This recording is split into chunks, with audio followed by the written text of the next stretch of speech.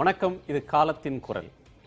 500 ரூபாய் மற்றும் 1000 ரூபாய் நோட்டுகள் செல்லாது என்று நேற்றைக்கு பிரதமர் நரேந்திர மோடி அறிவித்த அறிவிப்பு இன்று நாடு முழுவதும் பரபரப்பாக பேசப்படுகிறது.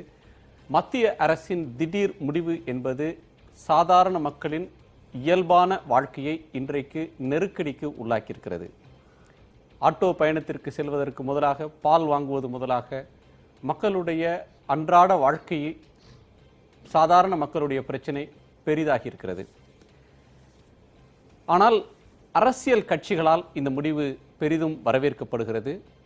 இதை நாட்டு நலன் கருதி கருப்பு பணத்தை, கள்ள பணத்தை, கள்ள நோட்டுகளை ஒழிப்பதற்காக அரசு எடுத்துள்ள ஒரு துணிச்சலான முடிவு இது.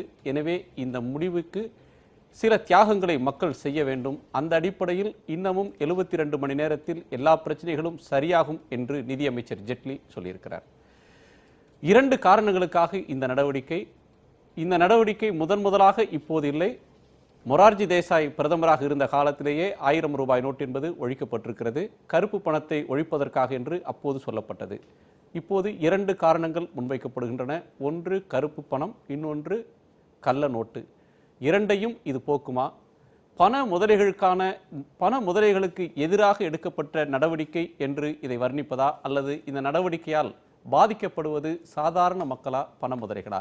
விவாதிக்கலாம். நம்மோடு மூத்த பத்திரிகையாளர், விமர்சகர் திரு ஞானி அவர்கள், பொருளாதார ஆய்வாளர், விமர்சகர் திரு டாக்டர் ஜெயரஞ்சன் அவர்கள், பாரதிய ஜனதா கட்சியின் திரு KT ராகவன் அவர்கள், ஓய்வு பெற்ற IAS அதிகாரி திரு MG தேவசகாயம் அவர்கள், மூத்த பத்திரிகையாளர், விமர்சகர் திரு மாலன் அவர்கள். வணக்கம். 5 முக்கிய விருந்தினர்களை கொண்டு ஒரு முக்கியமான பிரச்சனை விவாதிக்கிறோம். உங்களுடைய 5 முதற்கட்ட கருத்தை நான் கேட்க விரும்புகிறேன். ஏன்னா இதை பற்றி பேசாதவர்கள் இல்லை. முகநூல் பார்த்தால், சமூக வலைதளங்கள் பார்த்தால் இதை தவிர வேற செய்திகளே இல்லை என்கிற அளவிற்கு மக்கள் ஒவ்வொருவருக்கும் இதை பற்றி சொல்வதற்கு ஒரு கருத்து இருக்கிறது. எனவே அரசின் நோக்கம், இன்றைய பாதிப்பு, இந்த 2ஐயும் பற்றி முதற்கட்ட கருத்தை கேட்கிறேன். திரு ஞானி. இந்த நடவடிக்கையை முற்றாக எதிர்ப்பது என்பதை நான் ஏற்றுக்கொள்ளவில்லை. அதே நேரத்தில் முற்றாக ஆதரிப்பது என்பதையும் ஏற்றுக்கொள்ள முடியவில்லை. இது ஒன்று மட்டுமே கருப்பு பணத்தை ஒழித்துவிடும் என்று மிகைப்படுத்தினால் அதை நிச்சயமாக ஏற்க முடியாது. ஆனால் இந்த நடவடிக்கை தேவையான நடவடிக்கைகளில் ஒரு நடவடிக்கை என்று தான் நான் கருதுகிறேன். ஆனால் சாதாரண மக்களுக்கு இதனால் ஏற்படக்கூடிய மிகப்பெரிய சங்கடங்களை கொஞ்சம் முன்கூட்டி திட்டமிட்டிருந்தால் தவிர்த்திருக்க முடியும் என்று தோன்றுகிறது. உதாரணமாக அதுக்கு நிறைய விளக்கங்கள் சொல்லலாம். அரசு நிறுவனங்கள் அனைத்துமே மக்களிடம் 500 ரூபாய், 1000 ரூபாய் நோட்டுகளை பெற்றுக்கொள்வது என்கிற ஏற்பாடு இருந்திருக்குமானால் இது இன்னும் மக்களுக்கு எளிமையாக இருந்திருக்கும். உதாரணமாக இன்றைக்கு தமிழக மின் வாரியம் 500 ரூபாய், 1000 ரூபாய் பெற மாட்டோம் என்று அறிவித்திருக்கிறார்கள். ஒரு அரசாங்கம் இப்படி அறிவிக்கிற போது மக்கள் மத்தியில் பெரிய அவநம்பிக்கை அது ஏற்படுத்தும். ஆனால் ஒரு மின்சார கட்டணம் செலுத்துவதற்கு கூட இதை பயன்படுத்த முடியாது என்கிற நிலைமை சரியானதல்ல. 500 ரூபாய் செல்லும், 1000 செல்லும் என்றால் ஹோட்டல் கடைக்காரர் கூட வாங்கி கொண்டு நாளை அவர் வங்கியில் போய் அதை மாற்றிருக்கலாம். ஆனால் ஹோட்டலில் 500 ரூபாய் 1000 கொடுக்காதீங்க அப்படின்னு சொல்லி டாஸ்மாக் கடையில் தொடங்கி ஹோட்டல் எல்லா இடங்களிலும் அது வேண்டாம் என்று சொல்லக்கூடிய ஒரு போக்கு இருக்கு. ஒரு நீஜர்க் ரியாக்ஷனாக மக்கள் அச்சத்தில் இதை முடிவெடுக்கிறாங்க அப்படின்னு சொல்றதான்னு தெரியல. இல்லை, பெட்ரோல் பங்க் வாங்கி கொள்ளலாம் என்று சொல்கிறார்கள், மருத்துவமனை வாங்கிக் கொள்ளலாம் என்று சொல்கிறார்கள். இப்போ ஒரு அரசு அலுவலகத்தில் வரி கட்ட செல்கிற போது, மின் கட்டணம் செல்கிற போது அதை ஏன் வாங்கிக் கொள்ளக்கூடாது என்று புரியவில்லை. தனியார் மருத்துவமனையில் வாங்கவில்லை அப்படின்ற குற்றச்சாட்டும் புகாரும் கூட மக்களால் தெரிவிக்கப்பட்டதை நம்ம செய்தியில போட்டிருக்கிறோம். இன்றைக்கு வாங்கிய அனுபவம் எனக்கே இருக்கிறது. நான் அடுத்த 5 நாட்களுக்கான என்னுடைய டயாலிசிஸுக்கு நான் இன்று போய் பணத்தை கட்டிவிட்டு வந்து விட்டேன். ஜெயரஞ்சன், உங்க கருத்து? இந்த நடவடிக்கை அப்படிங்கிறது ஒரு கருப்பு பணத்தை ஒழிக்கணும் அப்படின்னு எடுக்கக்கூடிய முயற்சியில் ஒரு சிறு பகுதியை மட்டும்தான் நான் அதை பார்க்குறேன். இது ஒரு பல தளங்களில் வேலை செய்யணும். ஆனால் இதற்கு கொடுக்கக்கூடிய விளம்பரங்களை பார்த்தா நமக்கு ரொம்ப அச்சமாக இருக்குது. என்ன அச்சமாக இருக்குது அப்படின்னு கேட்டிங்கன்னா, இதனால் கருப்பு பணம் ஒழியுதோ இல்லையோ, கருப்பு பணத்தை ஒழிக்கிறதுக்காக ஒரு பெருமுயற்சி எடுத்தது அல்லது அவங்க பயன்படுத்துகிற மொழியை பார்த்தா தான் இன்னும் ரொம்ப இதாக இருக்குது. சர்ஜிக்கல் ஸ்ட்ரைக்ஸ்னு சொல்கிறாங்க. சர்ஜிக்கல் ஸ்ட்ரைக்னா என்னதான், ஒரு டெரிட்டரியில் நடக்குதா, போய் பாம்பு போட்டு வர்றதுக்கு அப்படிங்கிறது தெரியல. ரெண்டாவது இந்த பணத்தை அது மாதிரி குவிச்சு வச்சுருக்கிறத ஒரு நாளைக்கு செல்லாதுன்னு ஆக்கிட்டாங்க. இனிமேல் கருப்பு பணமே வராதா அப்படிங்கிற கேள்விகள்லாம் வருது. அந்த புரிதல் இருந்து தான் இதை செஞ்சுருக்கிறாங்களா அப்படிங்கிறதும் நம்ம விவாதிக்க வேண்டியிருக்கு. சரி ராகவன். இதுங்க அரசு ஏற்கனவே தெளிவாக சொல்லிவிட்டு நடந்தது. இது எனக்கு இந்த செப்டம்பர் 3ஆம் தேதி ஒரு பத்திரிகை டைம்ஸ் ஆஃப் இந்தியாலேயோ அதுலேயோ பார்த்தேன். நான் 30ஆம் தேதி செப்டம்பருக்குள்ளே எல்லாரும் கருப்பு பணத்தையோ அந்த இதை வந்து நீங்கள் மாற்றிக்கொள்ளுங்கள், அதற்கு பிறகு அரசு எடுக்க போன்ற நடவடிக்கைகளுக்கு என்னை குற்றம் சாட்டுங்கன்னு சொன்னால் நான் ஏற்றுக்க மாட்டேன், என்னை குற்றம் சொல்லாதீர்கள் என்று பிரதமர் முன்னாடியே சொல்லியிருக்கிறாரு. இதை பொறுத்த வரைக்கும் மரியாதைக்குரிய திரு ஞானி அவர்கள் சொல்றாரு, முன்கூட்டியே திட்டமிட்டிருக்கணும், சொல்லியிருக்கணும்னு. முன்கூட்டியே திட்டமிட்டது சொல்லியிருந்தா அதனுடைய நோக்கம் இன்னைக்கே தோற்றுக்கும், காலையிலே தோற்று போயிருக்கும் அது சொன்ன இடத்துல. அதனால சில விஷயங்கள் இப்படித்தான் செய்ய வேண்டும் என்று முடிவு செய்துதான் அரசாங்கம் எடுக்க வேண்டும். நோக்கத்தை பொறுத்த வரைக்கும் உண்மையிலேயே நல்ல நோக்கத்தோடு கருப்பு பணம் அது எப்படி இந்தியாவுடைய பொருளாதாரத்தை இத்தனை ஆண்டு காலமாக பாதித்திருக்கிறது. இன்னைக்கு இது பிஜேபி கவர்மெண்ட் மாத்திரம் சொல்லலை, பொருளாதார நிபுணர்கள் அத்தனை பேரும் சொல்ற ஒரு வார்த்தை. அதே போல யூபிஏலையும் பி சிதம்பரம் இருக்கும் பொழுதும் சொல்லியிருக்கிறார் இதை, எப்படி இந்த ஃபேக் நோட்ஸ் எல்லாம் வந்து இந்திய பொருளாதாரத்தை சீர்குலைக்கிறதுன்னு அப்படின்னு சொல்லும் பொழுது எல்லாரும் அதை தான் நினைக்கிறோம். எல்லாரும் அதுக்கு ஒரு யாரோ ஒருத்தர் மணி கட்டணும். இன்றைக்கு ஒரு பொலிட்டிக்கல் வில் இருந்திருக்கிறது, இதை இந்த அரசாங்கம் செய்திருக்கிறது. அதனால தான் மக்கள் வரவேற்கிறார்கள். அதனால திட்டமிட்டு முந்தானத்து முடிவு பண்ணி நேற்று பண்ணது அல்லது, அரசாங்கம் தெளிவாக திட்டமிட்டு இந்த நடவடிக்கைகளை இறங்கி இருக்கிறது. இது நிச்சயமா நாம் விரும்புகின்ற அந்த மாற்றத்தை, பொருளாதார மாற்றத்தை இந்தியாவிற்கு தரும் என்ற நம்பிக்கை இருக்கு. இது திட்டமிட்ட நடவடிக்கை, இது திட்டம் போராது, இதை முற்றாக வரவேற்கவும் இல்லை, முற்றாகவும் ஆதரிக்கவும் எதிர்க்கவும் இல்லை அப்படின்ற கருத்தை ஞானி முன்வைக்கிறார். ஜெயரஞ்சன் வந்து ஒரு கருப்பு பணத்தை, அது திருட்டு பணம் தான் சொல்லுன்றாங்க. கருப்பு பணம் அப்படின்னு சொல்றது பிளாக் மணின்றது ஒரு ரேஷியல் இது அதுக்கு இருக்குன்றாங்க. எனவே அது வந்து கள்ள பணம் சொன்னா அதுல இன்னொரு குழப்பம் வருது, அது கள்ள நோட்டுன்னு புரிஞ்சுக்கிறதுக்கு வாய்ப்பு இருக்குன்றதுனால அதை திருட்டு பணம்னு சொல்றது பொருத்தமா இருக்கும். புரியுற பாஷையில பேசுறோம், வேற ஒண்ணும் இல்லை. அப்படி ஒரு பார்வை இருக்கு. இது மாறுபட்ட பார்வைகளை சொல்றாங்க. அந்த திருட்டு பணத்தை ஒழிப்பதற்கான நடவடிக்கையின் ஒரு பகுதி தான், ஆனா அந்த ஒரு பகுதியை சர்ஜிக்கல் ஸ்ட்ரைக்ன்ற அளவுக்கு வர்ணிப்பதை ஏற்க முடியலன்னு திரு ஜெயரஞ்சன் சொல்றார். இது திட்டமிட்டு எடுத்த ஒரு நடவடிக்கை, ஒரு அரசியல் துணிச்சலோடு திடமான ஒரு பொலிட்டிக்கல் வில்லோடு எடுத்த முடிவுன்னு திரு ராகவன் முன்வைக்கிறார். உங்க பார்வை என்ன பொறுத்த மட்டும் அரசியல் துணிச்சலை பற்றி நான் சொல்ல விரும்பல. இது ஒரு அரசியல் முடிவு, இது வந்து பொருளாதார முடிவும் இல்லை, ஒரு நிர்வாக முடிவும் இல்லை. இதை அனலைஸ் பண்ணி பார்க்கும்போது நான் அப்புறம் சொல்கிறேன். ஏன்னா பொருளாதார ரீதியில் எனக்கு பார்த்தீங்கன்னா 500 ரூபாயை வெரி ஹை டினாமினேஷன் சொல்கிறது அபத்தம். இன்றைக்கி 500 ரூபாய்க்கு வேல்யூ இஸ் நத்திங். 5 வருஷத்துக்கு முன்னால் 100 ரூபாய் இருந்தால் அது இப்போ 500 ரூபா. இப்போ டாலர் வேல்யூ பார்த்தீங்கன்னா $7.50. யூரோ வேல்யூ பார்த்தீங்கன்னா 7 யூரோ, 6 பவுண்ட், இவ்வளோதான் 500 ரூபாய்க்கு வேல்யூ. 500 ரூபாயை இன்றைக்கி வந்து வெரி ஹை டினாமினேஷன் சொல்கிறது மிகவும் தவறான ஒன்று. ரெண்டாவது, நிர்வாக ரீதியில் பார்க்கும்போது இதுக்குள்ளே ப்ரியர் அரேஞ்ச்மெண்ட்ஸ் ஒன்றுமே பண்ணலை. பண்ணியிருந்தால் இவ்வளோ தூரம் குழப்பம் வந்திருக்காது. இந்த மாதிரி பண்ணியிருக்கவே கூடாது. ஏன்னா காமன் பீப்புள் நீங்கள் டார்கெட் பண்ணுறது கேஷ்லெஸ் எக்கானமின்னு சொல்கிறாங்க. கேஷ்லெஸ் எக்கானமி வந்து 20-25 வருஷம் தான் போக முடியும். 75% கேஷ்லெஸ் எக்கானமிக்குள்ளே போக முடியாது. அவங்களை நீங்கள் புஷ் பண்ணும்போது பெரிய பொருளாதாரத்தையே இது சீர்குலைக்க மாதிரி வரும்போது, ஏன்னா ஃப்யூச்சர் இம்பேக்டை பாருங்கள். இன்றைக்கி தெரியாது, இன்றைக்கி நம்ம டெம்பரரியாக தான் மேலண்டாதான் பார்த்துருக்கோம். எனக்கு ஃப்யூச்சர் இம்பேக்டை பார்க்கும்போது அது ரொம்ப தெளிவாக தெரியும். இதை பற்றி விரிவாக அப்புறம் பேசலாம். எனக்கு இனிஷியல் என்னென்னா இது ஒரு அரசியல் முடிவு, பொருளாதார முடிவும் இல்லை, ஒரு நிர்வாக முடிவும் இல்லை. கருப்பு பணத்தை ஒழிப்பதற்கான நடவடிக்கையை வந்து அவர் முற்றாக அப்படியே ஏற்றுக்கொள்ளலை. 500 ரூபாயை ஒரு அதிக மதிப்புள்ள ஒரு தாள் அப்படின்னு சொல்ற கருத்தையும் ஏற்கல. ஒரு அரசியல் முடிவு, பொருளாதார முடிவு அல்ல அப்படின்றார். அதை நம்ம பிறகு விவாதிக்கிறதுக்கு முன்னாடி உங்களுடைய நிறைவு, உங்களுடைய முதற்கட்ட கருத்து. அதாவது அடித்தள மக்களை வந்து இது உடனடியாக பாதிக்கும். உடனடியாக பாதிக்கப்பட போகிறவர்கள் என்பது அடித்தள மக்கள் தான் இருப்பாங்க. நடுத்தர மக்களை வந்து ஓரளவிற்கு அவர்கள் பாதிக்கும், அவர்களுடைய முடங்கி போகிற அளவிற்கு அவர்களை பாதிக்காது உடனடியாக. மேல்தட்டு மக்களை வந்து பண முதலைகளை வந்து இது ஒரு கணிசமான அளவிற்கு பாதிக்கும். அடித்தட்டு மக்களையுமே கூட ஒரு 3-4 நாட்களுக்கு வந்து அவங்களுக்கு ஒரு பெரிய ஸ்ட்ரெஸ்ஃபுல்லான ஒரு சூழ்நிலையாக இருக்கும். ஏனென்றால் அவர்கள் பெரும்பாலும் ரொக்கத்தை கொடுத்து தான் பல விஷயங்களை செய்யக்கூடியவர்களாக இருக்காங்க. நடுத்தர மக்களுக்கு வந்து வேறு சில வாய்ப்புகள் இருக்குது. அவங்களுக்கு டெபிட் கார்டு இருக்குது, கிரெடிட் கார்டு இருக்குது, நீட் ட்ரான்ஸ்ஃபர் இருக்குது. அந்த மாதிரியான பல வசதிகள் இருக்கிறவர்கள் வந்து அவர்கள் அதை ஒரு மாதிரி சமாளித்து கொள்ளக்கூடிய ஒரு சூழ்நிலை இருக்கும். அதனால் வந்து இது உடனடி தாக்கம் என்று சொன்னால் அடித்தள மக்களுக்கு தான் அது ஒரு தாக்கம்.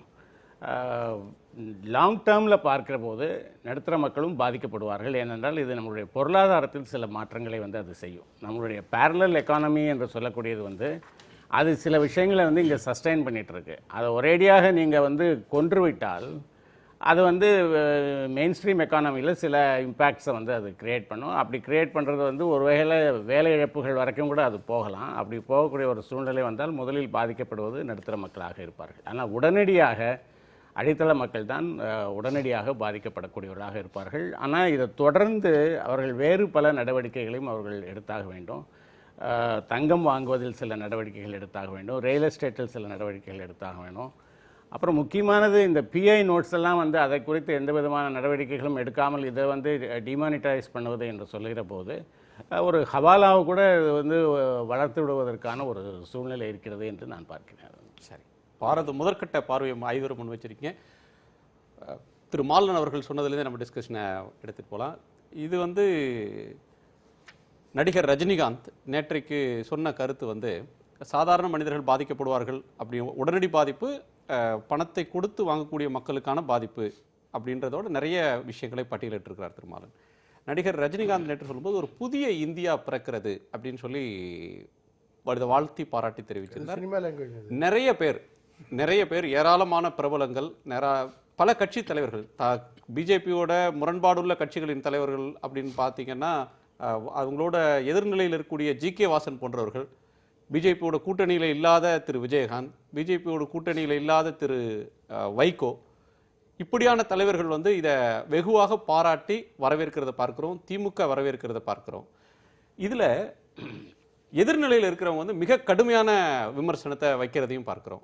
ஒன்று திருமாவளவன், இது மக்களால் தேர்ந்தெடுக்கப்பட்ட அரசா இல்லை ஒரு பிரதமரா இல்லை இராணுவ சர்வாதிகார ஆட்சி நடக்கிறதா அப்படின்ற கேள்வியை கேட்கிறார். ஒரு பதட்டம் பரபரப்பு அரசியலை கைவிடணும்னு சொல்லி முத்தரசன் சொல்றார். இரக்கமற்ற ஒரு நடவடிக்கைன்னு மம்தா சொல்றாங்க. இந்த இரு துருவமாக இதை பார்க்கறத எப்படி புரிஞ்சுக்கிறது? இல்லை, இரண்டிலும் மிகை இருக்குன்னு நான் பார்க்குறேன். திரும்ப நான் சொல்ல வர விஷயம் தான். இதை நம்ம வந்து ஒரு நிதான போக்கூட பார்க்காம ஒரு மிகைப்படுத்தல் இருக்கு. புகழ்கிறவர்கள் ஒரேடியாக புகழ்கிறார்கள், விமர்சிக்கிறவர்கள் மிக கடுமையாக விமர்சிக்கிறார்கள். இரண்டுமே மிகை நிலைமையில் இருந்துகிட்டு இருக்கு. பேலன்ஸாக நீங்கள் பார்த்தீங்கன்னா இதில் ரொம்ப புகழறதுக்கு ஒன்றும் இல்லை, ரொம்ப கடுமையாக கண்டிக்கிறது எந்த அம்சத்தில் கண்டிக்க முடியும் பார்த்தீங்கன்னால் அடித்தட்டு மக்களுக்கு ஏற்படக்கூடிய பாதிப்புகள் இன்னமும் குறைவாக இருக்கிற மாதிரி இதை திட்டமிட்டிருக்க வேண்டும்ங்கிறது என்னுடைய கருத்து. அதை திட்டமிடவில்லைங்கிறது தான். உதாரணமாக ரொம்ப சாதாரணமாக பார்த்தால் ஒரு அடித்தட்டு மக்கள் சென்னை தமிழ்நாட்டை பொறுத்த மட்டும் ஒரு அம்மா உணவகத்துக்கு போய் 500 ரூபாய் மாற்ற முடியாது என்று சொன்னால் அரசு என்கிற அமைப்பின் மீது அவர்களுக்கு நம்பிக்கை போய்விடுகிறது. அரசு நடத்தக்கூடிய ஒரு அம்மா உணவகம் அதில் போய் நான் 500 ரூபாய் மாற்ற முடியாது என்றால் இந்த 500 ரூபாய்க்கு மரியாதையே கிடையாதுங்கிற கேள்வி வருகிறது. இப்போ நீங்கள் நடைமுறை சிரமத்தோடு நிற்கிறீங்க, நம்ம நோக்கத்துக்குள்ள இல்லை, இந்த நடைமுறை சிரமம் தான் அடித்தட்டு மக்களுடைய அன்றாட வாழ்க்கையை பாதிக்கிற விஷயம். நோக்கத்தை பொறுத்த மட்டும் பார்த்தால் எல்லா திருட்டு பண முதலைகளும் திருட்டு பணத்தை ரூபாய் நோட்டாகத்தான் பதுக்கி வைத்திருக்கிறார் என்பது அடிப்படை கேள்வி இருக்கிறது. எந்த அளவுக்கு அது ரூபாய் நோட்டாகவே பதுக்கி வைக்கப்பட்டிருக்கிறது, எந்த அளவுக்கு அது தங்கமாகவோ அல்லது நிலமாகவோ மாற்றப்பட்டிருக்கிறதுன்னு பார்க்க வேண்டாம். அதனால் எல்லா பிளாக் மணியுமே உங்களுக்கு வந்து கேஷ் அண்ட் கரன்சியாகத்தான் இருக்கிற அரசு தான் இல்லை. யாரிடமெல்லாம் கேஷ் அண்ட் கரன்சியாக இது இருக்கும்னு பார்க்கும்போது மிக முக்கியமாக இன்றைக்கு உத்தரப்பிரதேசத்தில் தேர்தல் நடக்கக்கூடிய சூழ்நிலையில் அரசியல் கட்சிகள்கிட்ட இருக்கக்கூடிய கேஷ் முக்கியமான விஷயமாகிறது. ஆனால் இதற்கு பின்னால் வெறும் நிர்வாக பொருளாதார நோக்கம் மட்டும் இல்லை, அரசியல் நோக்கங்களும் இருக்கின்றன என்று சேர்த்து தான் பார்க்க வேண்டும். அரசியல் கட்சிகளுக்கு வலிமை இல்லையா? ஆள்பலம், அம்பு, பலவிதமான மெக்கானிசம் அவர்களுக்கு இருக்கிறது. அவங்களால வந்து இந்த பணத்தை திரட்டி கொள்ள முடியாதா? நீங்க சொல்ற அளவுக்கான பணத்தை இதுல இருந்து எடுத்துக்கொள்ள முடியாதா அவங்களால? இல்லை, திரட்டி கொள்வதுங்கிறது வேறு, அவர்கள் திரட்டி வைத்திருப்பது என்பது எடுத்து செலவழிப்பது என்பது வேறு, இரண்டு வெவ்வேறு.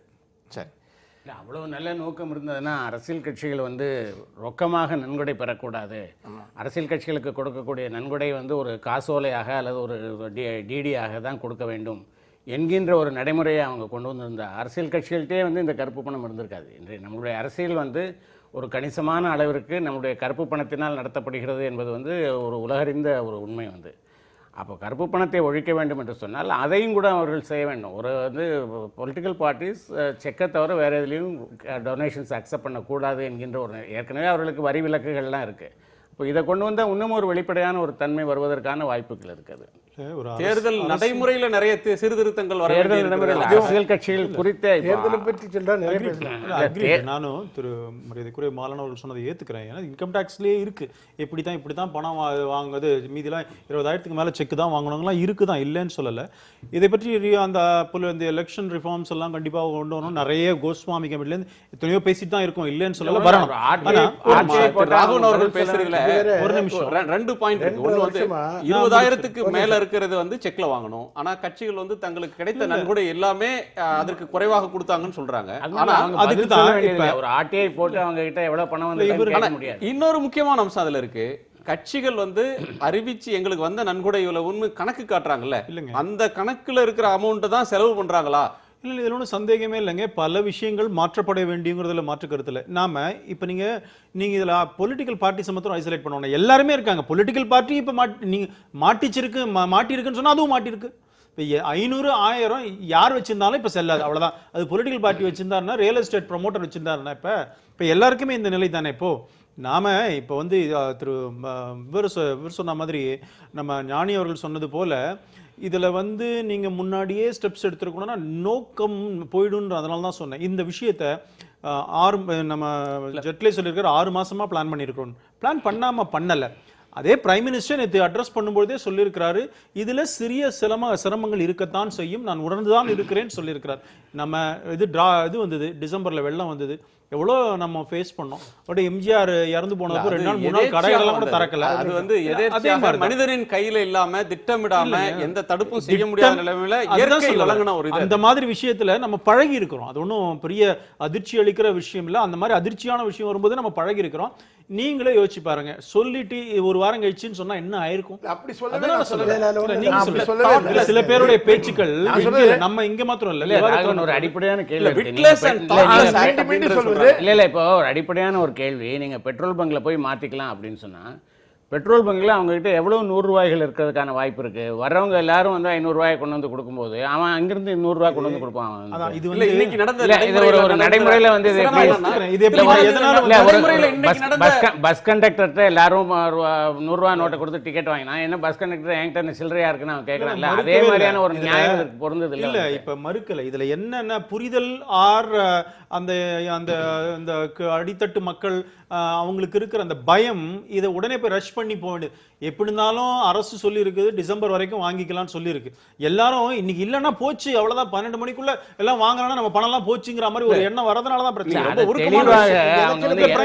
எமர்ஜென்சிக்கு மட்டும்தான் அதை பயன்படுத்தலாம். மருத்துவமனையும் மருத்துவமனையில திருமாலும் இன்னைக்கு மருத்துவமனையில ஒரு நேயர் வந்து சொல்றாரு, எனக்கு என்னுடைய மனைவி குழந்தை ஈன்றெடுத்தால் என் கையில் 500 ரூபாய் இருக்கு, ஆனால் ஒரு காஃபி கூட வாங்கி கொண்டு கொடுக்க முடியல. இப்ப திடீரென்று நடந்த இந்த முடக்கம் வந்து எல்லாரையுமே ஏதோ ஒரு வகையில புரட்டி போட்டது மாதிரி ஆயிடுச்சு. நீங்க எலெக்ஷன் பத்தி இன்னைக்கு ஏடிஎம் திடீர்னு நேற்று இரவுல இருந்து ஏடிஎம் இல்லையே பிரதமர் சொல்லியிருக்காரு. பேசுனீங்க. I want to clarify. இப்போ எலெக்ஷன்ல ஒரு தாக்கத்தை ஏற்படுத்தாது. ஏன்னா நவம்பர் 19ஆம் தேதி எலெக்ஷன் முடிஞ்சிருது. அதுக்குள்ள பணத்தை கொடுத்துருவாங்க. 500 ரூபா 1000 ரூபா 2000 ரூபா. நீங்க அரவக்குறிச்சி தேர்தலுக்கு சொல்றீங்க. அரவக்குறிச்சி யூபி எலெக்ஷன் வந்து ரொம்ப நாள் இருக்கு. அதுக்கு முன்னால எல்லாம் சேஞ்ச் ஆயிரும். புது பணம் எல்லாம் வந்து உத்தரப்பிரதேசம் பஞ்சாப் தான் சொல்றாங்க. அப்ஜெக்டிவ் அது இல்லை. அப்ஜெக்டிவ் வந்து இப்போ என்னன்னாமே கான்செப்டே வேற. 2.5 வருஷமா ஒரு அச்சீவ்மெண்ட்டும் சென்ட்ரல் கவர்மெண்ட்லேருந்து இப்போ இல்லை. ப்ராமிஸ் பண்ணது ஒன்றுமே டெலிவர் பண்ணலை. This has been brought in as an ad hoc measure. இதை ப்ரொபகண்டா பண்ணுறாங்க, தான் நடக்குது. எலெக்ஷனுக்கு தாக்கத்தையே இது ஒன்றும் ஏற்படுறதுக்கு ஒன்றும் இல்லை. இப்போ அரசியல் கட்சிகள் வரவேற்கான்னு சொன்னீங்களா, வரவேற்பாங்க. ஏன் வரவேற்க மாட்டாங்க? அவங்க கண்டிப்பாக வரவேற்பாங்க. ஏன்னா அவங்க தானே சாதாரண மக்களுக்கு என்ன மாதிரியான ஒரு பொது புத்தியில மக்கள் எதிர்பார்க்கிறது, ஒரு கள்ள பணம் என்னிடம் நான் கஷ்டப்பட்டு உழைத்து வாங்குற பணம் வந்து சில ஆயிரங்கள், அது வந்து என்னால் ஒரு மாத தேவைக்கே நிறைவு பண்ண முடியல. இன்னொரு நபரிடம் வந்து கோடிக்கணக்கில் அது குவிஞ்சு இருக்குது போல் இருக்கு. எனவே இந்த எல்லாம் செல்லாதுன்னு சொன்னா இதன் மூலமாக அந்த பணம்லாம் வெளியில வந்துடும். இது எப்படின்னா கம்பேரிசன் என்னன்னா, ஒரு வில்லேஜில் ஒரு 1000 பேர் இருக்கு. ஒரு வில்லேஜில் 10 பேர் ரவுடிஸ் கிரைம் பண்ணிக்கிட்டு இருக்கான். போலீஸ் எல்லாம் அந்த 10 பேரை பிடிக்க முடியல. 1000 பேரும் பிடிச்சி கொண்டு ஜெயிலில் போட்டுறாங்க. அது நியாயமா? அது அதாவது கருப்பு பணம் இருந்தால், கள்ளப்பணம் இருந்தால், இந்த மாதிரி இது ஃபேக் கரன்சி இருந்தால் கவர்மெண்ட்டு கிட்ட நிறைய ஏஜென்சிஸ் இருக்கு. நூற்றுக்கணக்கான இன்கம் டேக்ஸ் இருக்குது, இடி இருக்குது. அவங்கள வச்சு ஏதாவது பண்ணாங்களா? ஒரே ஐடியா பப்ளிக் எப்படி பனிஷ் பண்றது? எப்படி பப்ளிக் 500 rupees பண்றது, it is I will explain that you later. 500 demonetise பண்றது இஸ் அன்பார்டனபிள் ஆஃபென்ஸ். இந்தியாவுல 500 பெரிய ரூபா. நீங்க கம்பேர் பண்றீங்க. இதெல்லாம் இந்தியால சாதாரண டெய்லி வேஜர்ட்டே வருது. நீங்க பாருங்க கேஷ் இது திருகுணா இல்ல 500 ரூபாய் மன்னிக்க முடியாத ஒரு இது. இல்ல நீங்க எதனால இப்படி சொல்றோம்னா, அதுதான் இப்ப நான் இந்தியா ஆர்பிஐ சொன்னதை பத்தி, இந்தியாவுல 16 லட்சம் கோடி ரூபாய் பணம் இருக்கு கேஷ். அதுல கிட்டத்தட்ட 30% சார் 30%, அது கிட்டத்தட்ட 3.5 லட்சம் 4 லட்சம் கோடி ஃபேக் எப்படி வந்து பாயிண்ட் fake? ருபீஸ். fake இப்ப அதுதான் சொல்றேன், நீங்க எல்லாருக்கும் பணப்புழக்கம் இருக்கிறது இந்த ஃபேக் Fake எப்படி இதுவும் வந்தது? இருக்குங்கற நான். சரி 16 லட்சம் கோடியில அதுதான் நீங்க 50 நாள்ல எப்படி 50 நாள்ல டிசம்பர் 30ஆம் தேதிக்குள்ள இந்த 16 லட்சம் கோடியில எவ்வளவு வெள்ளையாகும் எவ்வளவு கருப்பும் போகும்னு ஏதாவது ப்ரொஜெக்ஷன் இங்க கவர்மெண்ட் பாருங்க, இருக்கா? நீங்க இதுதான் இன்னைக்கு கூட ஒருத்தர் சொன்னார், எப்படி நடக்கும் இவ்வளவு பெரியனா ஜன்தன் அக்கவுண்ட் ஆரம்பிக்கும் பொழுதே கவர்மெண்ட் பேங்க் அபிஷியல்ஸ்லாம் முடியாதுன்னு தான் சொன்னாங்க. முடியும்னு பண்ணி காமிச்சோம்ல. இன்னைக்கு 22 கோடி அக்கவுண்ட் இருக்குல்ல, முடியாதுன்னு தானே பேங்கர் சொன்னாங்க, பண்ணி காமிச்சோமே. இப்ப திரு தேவசகாயம் சொல்லும்போது ஜன்தன்ல நிறைய இல்லங்க இருக்கு. இல்லங்க ஜீரோ பேலன்ஸ் அக்கவுண்ட் கொண்டு வந்தோம்ல. இல்ல ஒரு நிமிஷம், இன்னைக்கு என்ன பண்ணீங்க? 45,000 கோடி அதுல பணம் இருக்கு சார் அந்த அக்கவுண்ட்ல. ஆபரேஷனல்னு காட்டுறதுக்காக டெல்லியில இருக்கக்கூடிய இந்தியன் எக்ஸ்பிரஸ் ஒரு முழுப்பக்க கட்டுரையை போட்டாங்க. அது ஆபரேஷனல்னு காட்டுறதுக்காக வங்கி ஊழியர்கள் அவங்கள்ட்ட இருந்த பணத்தை ஒரு ரூபாயில இருந்து இங்க பாருங்க, 10 ரூபாய் வரையிலும் போட்டு subsidy- நிறைய அக்கவுண்ட் வந்து டார்மண்டா இல்ல அப்படின்னு காட்டுறதுக்கு நடந்தது மாதிரி இருந்தது. Subsidies- நம்ம அதற்குள்ள போகணும். ஒரு நிமிஷம், இவர் சொல்றாரு ஒண்ணுமே செய்யல 2 வருஷம். இப்ப அந்த அரசியல் பேச வேண்டாம்னு நினைக்கிறேன் நான். சாதனைகள்னு பேசினா எனக்கும் டைம் கொடுத்தா நான் மட்டும் பேசிட்டே இருப்பேன் எங்க கவர்மெண்ட் பண்ண சாதனைகள். இதை பொறுத்த வரைக்கும் தயவு செஞ்சு நான் என்ன சொல்றேன், மலிஃபைட் இன்டென்ஷன் நினைக்கிறது எடுத்துட்டு போகாதீங்கன்ற ஒரு நல்ல எண்ணத்துல மக்கள் அதனால தான் சப்போர்ட் பண்றாங்க. இல்லங்கறீங்களா? கருப்பு பணம் இல்லையா, ஃபேக் கரன்சிஸ் இல்லையா இந்த நாட்டுல? கருப்பு பணத்தை இது ஒழிக்குமா? This is not the ஏன் measure. sir, இந்த measure இல்ல இதுக்கு. இங்க பாருங்க, இல்லன்னு சொல்லல. எனக்கு செய்ய வேண்டியதை செய்யாமல் வேறொன்றை செய்திருக்கீங்க. நான் அதுதான் 16 சொல்றேன். லட்சம் இப்ப கோடியில திரு ஞானி சொன்னார்ல, இது ஒரு பார்ட். எஸ் ஐ அக்ரி, இது ஒண்ணு, இதுவே ஒழிச்சிருமா அப்படின்னு சொன்னா இன்னும் நிறைய பண்ண வேண்டியது இருக்கு. நான் இல்லைன்னு சொல்லலையே. இல்ல இந்த 16 லட்சம் கோடியில 73% 500 ரூபாய் டினாமினேஷன்ல இயங்குறதா 500, சொல்றாங்க. 500, 500, 500, ஆனா வீட்டுக்கிட்ட. 73% 500 ரூபாய் 1000 இயங்கணும்னா அரசாங்கம் அச்சடிக்காம நோட் எப்படி வந்தது?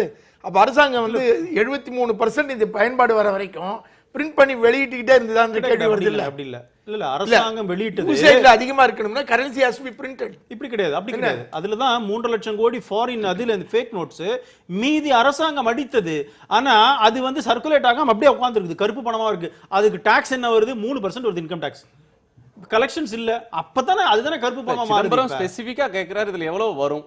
எதுங்க? நிதியமைச்சர் முன்னாள் நிதியமைச்சர் சிதம்பரம் கேட்டது, நீங்க 16 லட்சம் கோடியில 76% இந்த பணமா 500ஆவும் 1000ஆவும் இருக்குன்றீங்களே, இது செல்லாதுன்னு அறிவிச்ச பிறகு யாரெல்லாம் வெள்ளையா பணம் வச்சிருக்காங்களோ அவங்க எல்லாம் கொண்டு வந்து ஜென்யூனா வச்சிருக்கிற நோட் வரும்னா இதுல ஜென்யூனா எவ்வளவு இருக்கும், கருப்பு பணம்னு எவ்வளவுப்பா கழியும் அப்படின்னு அதை தான் பார்க்கணுங்கிறேன். இப்ப ஃபிகர்ஸ், கருப்பு பணம் ஃபிகர்ஸ் யாருக்குமே சரியான ஃபிகர்ஸ் கிடையாது.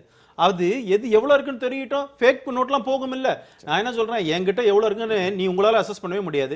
நான் என்கிட்ட 100 கோடி இருக்குன்னா நான் வெள்ளையா ஆக்கணும்னு முடிவு பண்ணா ஃபைனை கட்டிட்டாவது உள்ள வரேன்னு சொல்லுவேன். இல்லைன்னா போயிட்டு போகுது, அவ்வளவுதான். திரு ஜெயரஞ்சன், இதுல எதிர்க்கக்கூடியவங்க முன்வைக்கக்கூடிய கருத்து அப்படின்றதுல இருந்து நம்ம விவாதிக்கலாம். ரொக்கம் மட்டுமா கள்ளப்பணம்? கள்ளப்பணம் இருக்கு, இந்த கள்ளப்பணம்ன்றது ரொக்கம் மட்டுமா? பண முதலைகள்கிட்ட எந்த வகையிலும் அவங்கள்ட்ட இருக்கக்கூடிய முதலீட்டை, அவங்கள்ட்ட குவிஞ்சிருக்கிற பணத்தை வந்து முடக்காம சாதாரண மக்களுடைய சேமிப்பை, உழைக்கும் மக்களுடைய சம்பளத்தை வழிப்பறி செய்யறது மாதிரி இதை செய்திருக்கிறாங்க அப்படின்னு கடும் சொற்களை மக்கள் அதிகாரம் பயன்படுத்துது. நான் என்ன கேட்கிறேன்னா, இப்போ இதுல தெளிவுபடுத்த வேண்டியது ஒண்ணு, ரூபா நோட்டு இன்னொரு தரப்பு என்ன சொல்றாங்க, 2000 கோடி வச்சிருக்கிறார் ஒருத்தர், 500 கோடி 20 கோடி 30 கோடி, எந்த பணம் கள்ளப்பணமா இருந்தாலும் அவங்க வந்து கத்தையாக ரூபா நோட்டா வச்சிருக்கிறது இல்ல. ரூபா நோட்டாக கத்தையா மூட்டை கட்டி வச்சிருந்தாதான் இதுல பாதிப்பு. ஆனால் அப்படி கள்ளப்பணத்தை பதுக்கிற யாரும் ரூபா நோட்டை கத்தையாக வைக்கல அப்படின்ற பார்வை வைக்கிறாங்க. அந்த பார்வை சரியா? அந்த பார்வை சரிதான். ஏன் அப்படின்னு கேட்டிங்கன்னா, கருப்பு அது கலர் என்ன கலர் வேணாலும் சொல்லுங்க அந்த பணத்துக்கு. கருப்பாக இருக்கட்டும், வெள்ளையாக இருக்கட்டும், சிவப்பாக இருக்கட்டும், மஞ்சளாக இருக்கட்டும், எதாவது வேணா இருக்கட்டும். பணம்னு ஒருத்தன்ட்ட இருக்குது அப்படின்னு சொன்னாக்கா, சம்பளம் வாங்கி செலவு பண்ணுறவனை தவிர அல்லது அன்றாட கூலிகளை தவிர அந்த பணம் மேலும் மேலே பணத்தை சம்பாதிச்சிக்கிட்டே இருக்கணும். அதுதான் பணம் வச்சுருக்கவன் எல்லாருடைய லாஜிக்கும் அதுதான். பணத்தை அவனும் மூட்டை கட்டி வீட்டில் வச்சுட்டு உட்காந்துருக்கவே மாட்டான். அதுமாதிரி உட்காந்தானா அந்த பணம் அவனால் சம்பாதிக்க முடியாது. ஒரு அரசியல்வாதி குறுக்கு வழியில் பணம் சம்பாதிச்சா கூட அவன் வீட்டில் வச்சுக்கிட்டு செலவு பண்ணுறது இல்லையே. இப்போது தமிழ்நாட்டில் வந்து எத்தனை ஆயிரம் கோடி லஞ்ச பணமாக பொருளுது. அதில் எலெக்ஷன் செலவு பண்ணுறதை எடுத்து பார்த்தீங்கன்னா, ஒரு எலெக்ஷனுக்கு ஏதாவது ஒரு 600 கோடி 700 கோடி செலவாகும் ஒரு கட்சி சார்பில். மீதி பணம்லாம் என்ன ஆகுது? ஆனால் எலெக்ஷன் பேரால் தான் அந்த பணங்கள் எல்லாம் உருவாக்கப்படுது. ஆனால் அதில் செலவு பண்ணப்படுறது அப்படின்னு பார்த்தீங்கன்னா 10% கூட கிடையாது. அது 5% இருக்கலாம், அல்லது பார்லிமெண்ட் எலெக்ஷன் சேர்த்தோம்னா 10% இருக்கலாம். மீதி பணம் ஒரே கட்சி பண்ணுறதே வந்து மீதி இருக்க 90% அந்த பணம் என்னவா இருக்குது அப்படின்னு கேட்டிங்கன்னா இன்வெஸ்ட்மெண்ட்டாக தான் இருக்குது. அந்த இன்வெஸ்ட்மெண்ட் எப்படி போகுதுங்கிறது பிஜேபிக்கு தெரியாதா, இல்லை காங்கிரஸுக்கு தெரியாதா? எல்லாருக்கும் தெரியும். என்ன தெரியும் அப்படின்னு கேட்டிங்கன்னா, அவங்களுக்கு இன்வெஸ்ட்மெண்ட் இல்லையா? இல்லை எல்லாருக்கும் இருக்கு. மாநில கட்சிகளுக்கு மட்டும் இருக்கு? இல்லை எல்லாருக்கும் இருக்கு. நான் ஒரு உதாரணத்துக்கு சொல்கிறேன். நான் எல்லாருக்கும் இருக்குது. இந்த பணம் எப்படி இங்கே என்ன ஃபார்மில் இருக்குது, அது இங்கேருந்து எப்படி வெளியில் போகுது, அது எப்படி திரும்ப இங்கே வருது, எல்லாம் தெரியும் அவங்களுக்கு. இது வந்து ஒரு பெரிய ஹைலி சொஃபிஸ்டிகேட்டட் நெட்வொர்க். இதுக்கு ஒரு பெரிய ஒரு கேங்கே வேலை செஞ்சுட்டு இருக்கு, தொடர்ந்து வேலை செய்யுது. எல்லா பார்ட்டியும் அதில் இன்வால்வ் தான். எல்லாருக்கும் அது கமிஷன் பேஸில் 20% கமிஷன் அதுக்கிட்ட 15% கமிஷனில் அதை ஒர்க் பண்ணி கொடுக்குறாங்க. அவ்வளோ பணமும் இன்வெஸ்ட் பண்ணப்படுது. இது வந்து ஒன்றும் இல்லை, உங்கள்கிட்ட ஒரு கேள்வி கேட்குறேன். மொரீஷியஸ்னு ஒரு சின்ன ஊர், ஏன்னா அங்கே குதிரை ஆடு மேய்ஞ்சிட்டு இருக்குன்னு வச்சுங்க. அந்த ஊரில் வேறு ஒன்றும் அங்கே எக்கனாமிக் ஆக்டிவிட்டியே கிடையாது. இங்கே இருக்கக்கூடிய FDIயில் 45% மொரீஷியஸ்லேருந்து வருது, 10% வந்து சிங்கப்பூர்லேருந்து வருது. அந்த 2 எக்கானமியிலையும் இந்த இந்தியாவில் வந்து அவ்வளோ பெரிய இன்வெஸ்ட்மெண்ட் கொண்டு வர முடியுமா? அந்த பணம் எங்கேருந்து வருதுன்னு தெரியாதா? அந்த பணத்துக்கும் இதுக்கு என்ன சம்பந்தம்? அதான் என்னன்னு கேட்டீங்கன்னா, இந்த பணம் இங்கேருந்து போய் திரும்பி வருது. பெரிய சம்பந்தம் இருக்கு. பெரிய சம்பந்தம் இருக்குது. பார்ட்டிசிபேட் நோட்னு ஒன்று வச்சுருக்காங்க.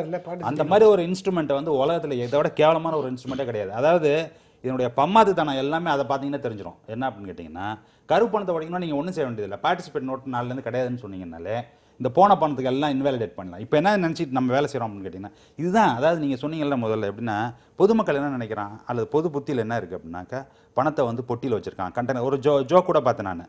2000 நோட்டு வருது அப்படின்னு சொன்னால் பெரிய கண்டெய்னர் 2 கண்டெய்னர் ஒரு கண்டெய்னர் போதும். அவனுடைய ஆத்திரத்தை அப்படி வெளிப்படுத்துகிறான் ஜோக் வழியாக. அந்த அளவில் தான் அந்த கன்செப்ஷன் இருக்கே தவிர இந்த பணம் அவ்வளவும் இங்கேருந்து ஒரே நாளில் இங்கேருந்து ஷிஃப்ட் பண்ணப்படுகிறது. ஷிஃப்ட் பண்ண போய் இங்கிலாந்துக்கு போயோ கேமன் ஐலண்ட்ஸுக்கு போயோ எங்கேயோ போகுது, திரும்ப மொரீஷியஸ் வழியாக வருது. அது ஷெல் கம்பெனிஸ்னு சொல்லுவான். எப்படின்னு கேட்டிங்கன்னா 100 கம்பெனியை ஃபார்ம் பண்ணுவான். இந்த கம்பெனி அந்த கம்பெனி அந்த கம்பெனி அந்த கம்பெனி எவன் ஓனன்னு கண்டே பிடிக்க முடியாது. அந்த மாதிரி இன்வெஸ்ட்மெண்ட் வந்து அவ்வளோ இன்வெஸ்ட்மெண்ட் வருது. நம்ம வந்து அந்நிய முதலீடு ஈர்க்கிறோம், நம்ம தொழிலில் பெருக்கிறோம், மக்களுக்கு நல்லது செய்கிறோன்னு சொல்லக்கூடியது எல்லாமே அந்த வழியை ஓப்பன் பண்ணி வச்சுட்டு தான் நம்ம அந்த வேலைலாம் செஞ்சிட்ருக்கோம். அப்போது அதை நீங்கள் சரி பண்ணாமல், அதுதான் இருக்கிறதுலே மிகப்பெரிய ஒரு அமைப்பு, அதை சரி பண்ணாமல் 5 ரூபாயும் 10 ரூபாயும் பேக்கெட்டில் வச்சுருக்கவங்களாம் 4 லேருந்து செல்லாதுன்னு சொன்னது வந்து ட்ராமாவா இல்லை நிஜமான ஒரு செயல்பாடாது? இல்ல, பார்ட்டிசிபேட்டரி நோட் வந்து யஸ்வந்த் சின்ஹா மத்திய அமைச்சராக நிதி அமைச்சராக இருக்கும்போது இருக்கு. அவர் இன்ட்ரோடியூஸ் பண்றாரு வாஜ்பாய் அரசுல. ஆனா அதுக்கு பிறகு வந்த காங்கிரஸ் அதை சரி பண்ணி இருக்கணும்னு நினைச்சிருந்தா செய்திருக்க முடியும். ஆனா அவங்க செய்யல. அடுத்து இப்ப அதற்காக இப்ப இருக்கக்கூடிய பிஜேபி அரசை வந்து குறை சொல்ல முடியும் அல்லது இந்த நடவடிக்கை வந்து குறை சொல்ல முடியும்? யாரையும் குறை சொல்றது செஞ்சிருக்கும் சார். நீங்க நல்ல ஒரு விஷயம் நடுவுல 1 இயருக்கு மட்டும் அதை இது பண்ணாங்க. அந்த 1 இயருக்கு அப்புறம் அதை கண்டினியூ பண்ணல. அதனால அது திருப்பி பிஐ நோட்ஸ் வந்துச்சு. இந்த பாருங்க, அதாவது இந்த காங்கிரஸ் பண்ணுச்சு பிஜேபி பண்ணுச்சுங்கிறதெல்லாம் பேச்சு கிடையாது. கருப்பு பணத்தை பத்தி பேசுறோம் அப்படின்னு சொன்னோம்னா அது எப்படி செயல்பட்டு இருக்குன்னு பாருங்க. எப்படி என்ன அது எப்படி பண்ணாங்க தெரியுமா? அது ஒரு ஜியோ கூட கிடையாது. யஷ்வந்த் சின்ஹா பண்ணும்போது அதுக்கு ஒரு ஜியோ கூட பாஸ் பண்ணல, ஒரு ஆஃபீஸ் ஆர்டர் அது. அந்த மாதிரி அவ்வளோ பெரிய இன்வெஸ்ட்மெண்ட் வந்து அது வழியாக தான் வந்துகிட்டு இருக்கு இன்ன வரைக்கும். என்ன அந்த மாதிரி ஒரு அமைப்பை நம்ம ஏற்படுத்தி கொடுத்துட்டு நம்ம என்ன செய்கிறோம் அப்படின்னு கேட்டிங்கன்னாக்கா, இந்த ஒரு சின்ன ஒரு இது அதுதான் என்னென்னா, இதில் ரொம்ப கிளவரான விஷயம் நான் என்ன பார்க்குறேன் அப்படின்னு கேட்டிங்கன்னா, ஒரு பாப்புலர் பர்செப்ஷனில் என்ன இருக்குங்கிறத முதல்ல தெரிஞ்சுக்க வேண்டியது. அதை வந்து ஒரு ஹைப்பர் போலில் வந்து அதை நம்ம ப்ராபகேட் பண்ண வேண்டியது. கருப்பு பணத்தை ஒழிக்கணுன்னாக்கா இந்த 4லேருந்து நோட் செல்லாது அப்படின்னு சொல்லிட்டோம்னா மக்கள் ஏன் பணம் போனாலும் பரவாயில்ல, அவன் பணம் போயிடுச்சுன்னா அதுல சந்தோஷமா வேற இருக்கான். அதான் இன்னும் 4 நோட்டு தான், எனக்கு ஒரு பிரச்சனை இல்ல போனா போயிட்டு போதுரா, அவன் நோட்லாம் போயிடுச்சு, அவன் நோட்டு எங்கேயும் போல, அவன் எல்லாம் பத்திரமா தான் இருந்துட்டு இருக்கான். இப்ப சார் சொன்னாங்கல்ல, எலெக்ஷன்லாம் நல்லபடியா தான் நடக்க போகுது, பணம் எல்லாம் கொடுத்துட்டு தான் இருக்க போறான், எல்லாம் நல்லா தான் இருக்கான். அது தெரியாத வரைக்கும் இவங்களுக்கு வந்து ஒரு மிகப்பெரிய வெற்றி காத்திருக்குங்கிறத நான் நினைக்கிறேன். அதாவது நான் என்ன சொல்றேன், ஜனரஞ்சகமாக மக்களோட நாடு அவருக்கிட்டு உண்மைதான் இவர் சொன்னது. இந்த பாயிண்ட் எல்லாரும் என்ன நம்ம ஃபேஸ்புக்ல எல்லாம் பாக்குறோமே. ஆனா ஒரு விஷயம், இன்வெஸ்ட்மெண்ட்னா நீங்க ரியல் எஸ்டேட் இன்வெஸ்ட்மெண்ட் அப்படின்னு போகும்பொழுது அதுல ஏதாவது ட்ராக் பண்ண முடியும். உங்களுக்கு இந்த டாக்குமெண்ட்ஸ் இருக்குது, ரெஜிஸ்ட்ரேஷன் டிபார்ட்மெண்ட், அது ஈஸியாக இப்போ வந்து டிஜிட்டல் இதில் வந்து எல்லாத்தையும் ட்ராக் பண்ணுறாங்க. பட் கேஷ் போர்ஷன் உங்களால் ட்ராக் பண்ண முடியாது. அதுதான் இப்போ பெருசாகும். நான் ஒத்துக்கிறேன், எல்லாமே வந்து கேஷாக தான் வச்சுருப்பாங்கன்னு சொல்ல முடியாது, அதே நேரத்தில் கேஷாக வச்சிருக்க மாட்டாங்கன்னு சொல்ல முடியாது. இன்னொன்று, இன்னைக்கு உங்களுக்கு ஃபேக் இதெல்லாம் வித்ட்ரா ஆச்சுனாலே எக்கானமி கொஞ்சம் ரைஸ் ஆக வாய்ப்பு இருக்குது. நீங்கள் ஃபேக்கு மேசிவ் லெவலில் ஃபேக் 500 rupees 1000 rupees இருக்கும் பொழுது அது எவ்வளோ பெரிய பிரச்சனையை உருவாக்குது. அது டெரரிஸ்ட் இல்லையே, அதுக்கு இல்லைங்க, இல்லை அது அதுக்கு வந்து பொருள் அது பயங்கரவாதத்தை ஊக்குவிக்குது. பார்டர் ஸ்டேட் ஃபுல்லா, பார்டர் ஏரியா ஃபுல்லா அதை யூஸ் பண்றாங்க. தியரி இல்லை, ஒரு சந்தேகம் ரொம்ப ஈஸியா இது சால்வ் பண்ணிக்கலாம். என்ன 500ல வந்து கான்ஸ்டிடியூஷன்ல எழுதலையே, 500 தான் இருக்கு, 1000 why don't you make it 600 or 400? 500 தூக்கி போட்டுருங்க, ஆட்டோமேட்டிக்கலி 500 தூக்கினாலும் இப்படி சொல்றீங்களா? இல்ல, next day you will get it. அதுல வந்து 500 தான் திருப்பி கொண்டு வர போறாங்களா, again புது நோட் கொண்டு வர போறாங்களா, 2000 திருப்பி கொண்டு வர போறாங்களா, same thing they are bringing back again. புதுசா இப்ப என்ன இருக்கு, you have upset the whole economy. அதான் பிரச்சனை. அதுதான் நான் இல்லைன்னு சொல்றேன். இப்ப எக்கானமி நோட்டுக்கே ஒரு முக்கியமான கேள்வி இருக்கு. அத்தனை பேரும் போறாங்க, பேங்க் போறாங்க, 500 ரூபாய் எடுத்து போய் எக்ஸ்சேஞ்ச் பண்ண போறாங்க. எக்ஸ்சேஞ்ச் பண்ண போற போது அது இது ஃபேக் நோட்டு இது ஃபேக் நோட் இல்லைன்னு அவ்வளவையும் கண்டுபிடிக்கிறதுக்கான மெக்கானிசம் இல்ல இல்ல நிச்சயமா மெக்கானிசம் பேங்க் தான் கண்டுபிடிச்சிருவாங்க. பேங்க்ல இருக்கு, பேங்க் பண்ண முடியும். இப்போ இருக்கிற நோட் எல்லாத்தையும் இன்னிலேருந்து லீகல் டெண்டர்லன்னு அனௌன்ஸ் பண்ணது பிறகு புது கரன்சி உள்ள விட்றோம் அப்படின்னா என்ன ஆர்கியூ பண்ணுறோம் அப்படின்னு கேட்டிங்கன்னாக்கா, ஏற்கனவே பிளாக் மணியாக வந்து ஸ்டாக் பண்ணி வச்சிருக்கிறதெல்லாம் செல்லாதுன்னு சொல்லிட்டோம், அவனால் பேங்க் வர முடியாது, அதெல்லாம் போயிடும். அது ஒரு ஆர்குமெண்ட். சரி, அது வந்து எல்லாம் வெளியில் இன்வெஸ்ட்மெண்ட் இருக்கிறதுனால இது போகிறத பற்றி கவலைப்பட மாட்டாங்கிறது என்னுடைய பதில். அதுக்கு ரெண்டாவது வந்து ராகவன் சார் சொல்கிறாரு, இது வந்து இல்லீகல் கரன்சிஸ் நிறைய, கவுண்டர்ஃபிட் கரன்சி நிறைய இருக்கு, கள்ளப்பணம் பாகிஸ்தான்ல இருந்து அந்நிய சக்திகளால் சரி, அதனால அதை நம்ம வந்து க்ளோஸ் பண்ணிட்டோம். இது வந்து செல்லாதுன்னு சொல்லிட்டோம்னா அது முடிஞ்சு போச்சு, அந்த பிரச்சனை சால்வ் பண்ணிடலாம் அப்படின்ட்டு. சரி, நேற்று அடிச்சவனுக்கு இன்னைக்கு அடிக்க தெரியாதா? இல்ல நம்ம வந்து இல்ல நீங்க வந்து இங்க பாருங்க, இப்ப இருக்கிற டெக்னாலஜி நீங்க பண்ணீங்க நான் பண்ணுவேன், நீங்க பண்ற டெக்னாலஜி நான் பண்ண முடியும். டெக்னாலஜியினுடைய ரீச் அந்த மாதிரி இருக்கு. நீங்க அதெல்லாம் தாண்டி நீங்க கண்டுபிடிக்க போறீங்களா? அமெரிக்கால எவ்வளவு கவுண்டர்ஃபிட் கரன்சி இருக்கு, டாலர்ல கவுண்டர்ஃபிட் இல்லையா? நான் என்ன சொல்ல வரேன், அது உண்மையான பிரச்சனை தான், கவுண்டர்ஃபிட்ங்கிறது உண்மையான பிரச்சனை தான். ஆனால் அதை வந்து டிமானிட்டைஸ் பண்றதுனால தீர்த்த முடியாது. செல்லாதுன்னு அறிவிக்கிறதுனால ஒட்டுமொத்தமான இல்ல எல்லாத்தையும் செல்லாதுன்னு சொல்லிட்டு அறிவிக்கிறதுனால அது தீர்த்த முடியாது. இல்ல இல்ல இல்ல நான் என்ன சொல்ல வரேன்னு கேட்டீங்கன்னா, இதுல சாமானியர்கள் படக்கூடிய அவஸ்தைகள் இருக்குல்ல, அதோட கம்பேர் பண்ணும்போது அதனால தான் இந்த பாலிடிக்ஸ் உள்ள வருது. இங்க பாருங்க, என்ன பாலிடிக்ஸ் உள்ள வருதுன்னு கேட்டீங்கன்னா, நீங்க எதுக்கு அதை இதோட சேர்க்குறீங்க?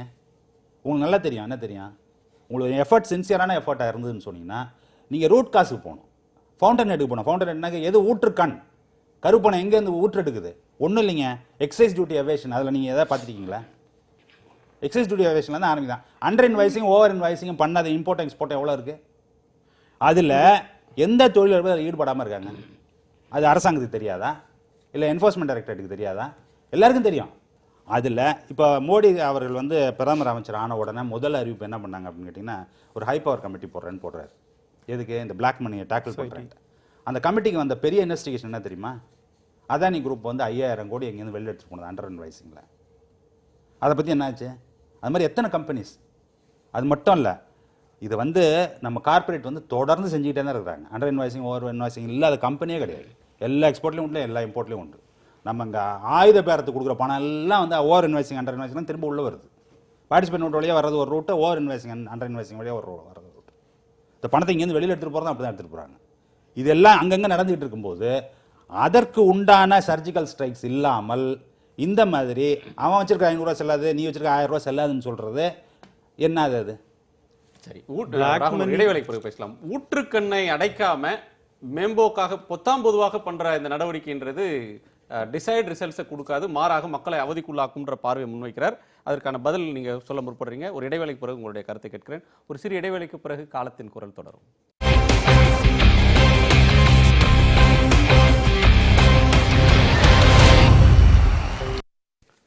திரு ராகவன், 2 கேள்விகள். ஒன்று திரு ஜெயரஞ்சன் கேட்டது, இன்னொன்று திரு தேவசகாயம் அவர்கள் முன்னாடியே முன்வைத்த ஒரு கேள்வி. திசை திருப்புவதற்காக, இந்த அரசின் தோல்வியை மறைப்பதற்காக செய்த ஒரு நடவடிக்கை என்று காங்கிரஸும் சொல்லியிருக்கு, கம்யூனிஸ்ட் கட்சிகளும் அதை சொல்றாங்க. இது ஒரு பார்வை, ஒரு விமர்சன பார்வை. இந்த 2க்குமா உங்களோட பதில்? அதாவதுங்க, அரசாங்கத்திற்கு நோக்கம் சரியில்லை அப்படின்னு சொன்னீங்கன்னா, இப்போ இது அரசியலுக்காக செஞ்சோன்னு சொன்னால், நீங்கள் முதல்லேருந்து இந்த 2.5 வருஷம் எடுத்து பாருங்கள். கேஸ் சப்சிடி அதை வந்து ஜன்தன் திட்டத்தின் மூலமாக 22 கோடி அக்கௌண்ட்டை ஓப்பன் பண்ணி கேஸ் சப்சிடி அதில் போட்டதுனால விளைவு என்ன? 3 கோடி கேஸ் இணைப்பு. இது வந்து போலி. குறிப்பிட்டு மன்னிக்கணும், தஞ்சை புதுக்கோட்டை சாலையில் இடைத்தேர்தல் நடந்து வரக்கூடிய தஞ்சாவூரில் இப்போது சில நிமிடங்களுக்கு முன்னால் 7 கோடியே 65 லட்சம் ரூபாயை பறிமுதல் செய்திருக்கிறாங்க பறக்கும் படையினர். அது என்ன பணம்? அது கணக்கு 500 1000 அது கணக்கில் காட்டக்கூடியதா காட்டக்கூடாததா, இல்ல 100 ரூபாயாக அங்கு போனதா அப்படின்றதுலாம் வந்து ஒரு விவரங்கள் இனிமே தான் தெரிய வரும். இதுக்கு ரெலவெண்டா இருக்கிறதுனால அதை சொல்ல நேர்ந்தது. அது 500 1000 பறிமுதல்லாம் பண்ண வேணாம், அது எப்படினாலும் அதுக்கு உயிர் போச்சு. தொகை பெருசு, 7 கோடியே 65 லட்சம். இப்போ நாங்கள் ஜன்தனோட விலையும் அதிகமாகிடுச்சு. இப்போ இனிமேல் 2000 ரூபா நோட்டு கொடுக்க வேண்டியிருக்கும்.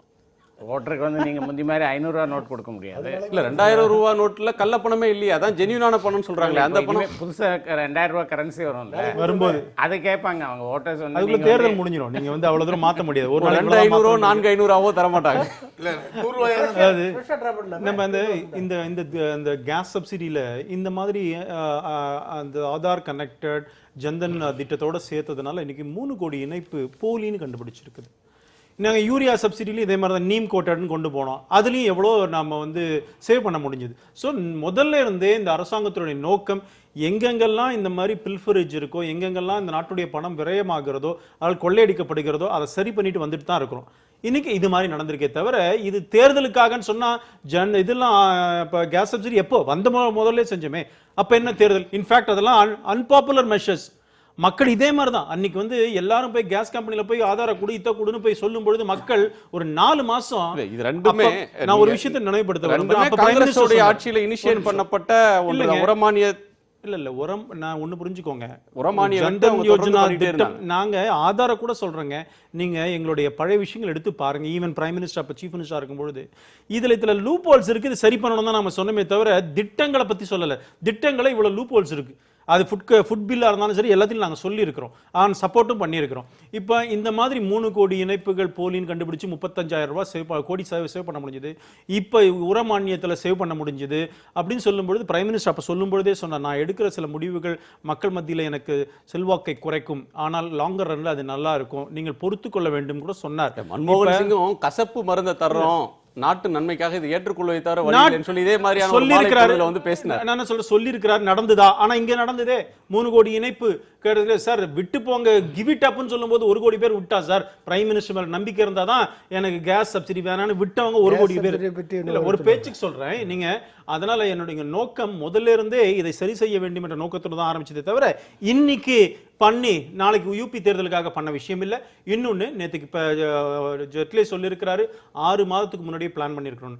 இன்னொன்னு வச்சுக்கோங்க, இன்னைக்கு 2000 ரூபாய் நோட்டு ஆல்ரெடி எல்லா பேங்க்குக்கும் போயிடுச்சுன்னு சொல்றாரு. நேற்று இன்னொன்னு பேச வேண்டியது இருக்கு. அதாவது 1000 ரூபாய் நோட்டு 500 ரூபாய் நோட்டுனா எளிதாக ஒருத்தங்க பதுக்கி வச்சுக்கிறாங்க, கள்ளப்பணமா வச்சு கொள்ள முடியுது, கணக்குல வராமலே அது வந்து இன்னொரு இடத்துல தேங்கிடுது. அதற்கு வந்து இந்த ஹையர் டினாமினேஷன் வேல்யூ அதிகமா இருக்கிறது ஒரு காரணம் அப்படின்னு சொல்றவங்க 1000 ரூபாய் நோட்டை இதற்காக மொரார்ஜி தேசாய் காலத்திலே ஒழிச்சாங்க. 1000 ரூபாயை வாஜ்பாய் அறிமுகப்படுத்தினார். இப்ப 2000 ரூபாயை நரேந்திர மோடி அறிமுகப்படுத்துறார். இந்த 2000ன்றது மறைமுகமாக கள்ளப்பணம், பெரிய தொகையிலான பணத்தை வெளியிடுறதுன்றது மறைமுகமாக கள்ளப்பணம் சேர்றதற்கு வழிவகுக்கும் அப்படின்ற குற்றச்சாட்டு. அதையும் பேசலாம். ராகவன் சொல்றது தொடர்பாக நான் ஒரு சில விஷயங்கள் சொல்ல விரும்புகிறேன்.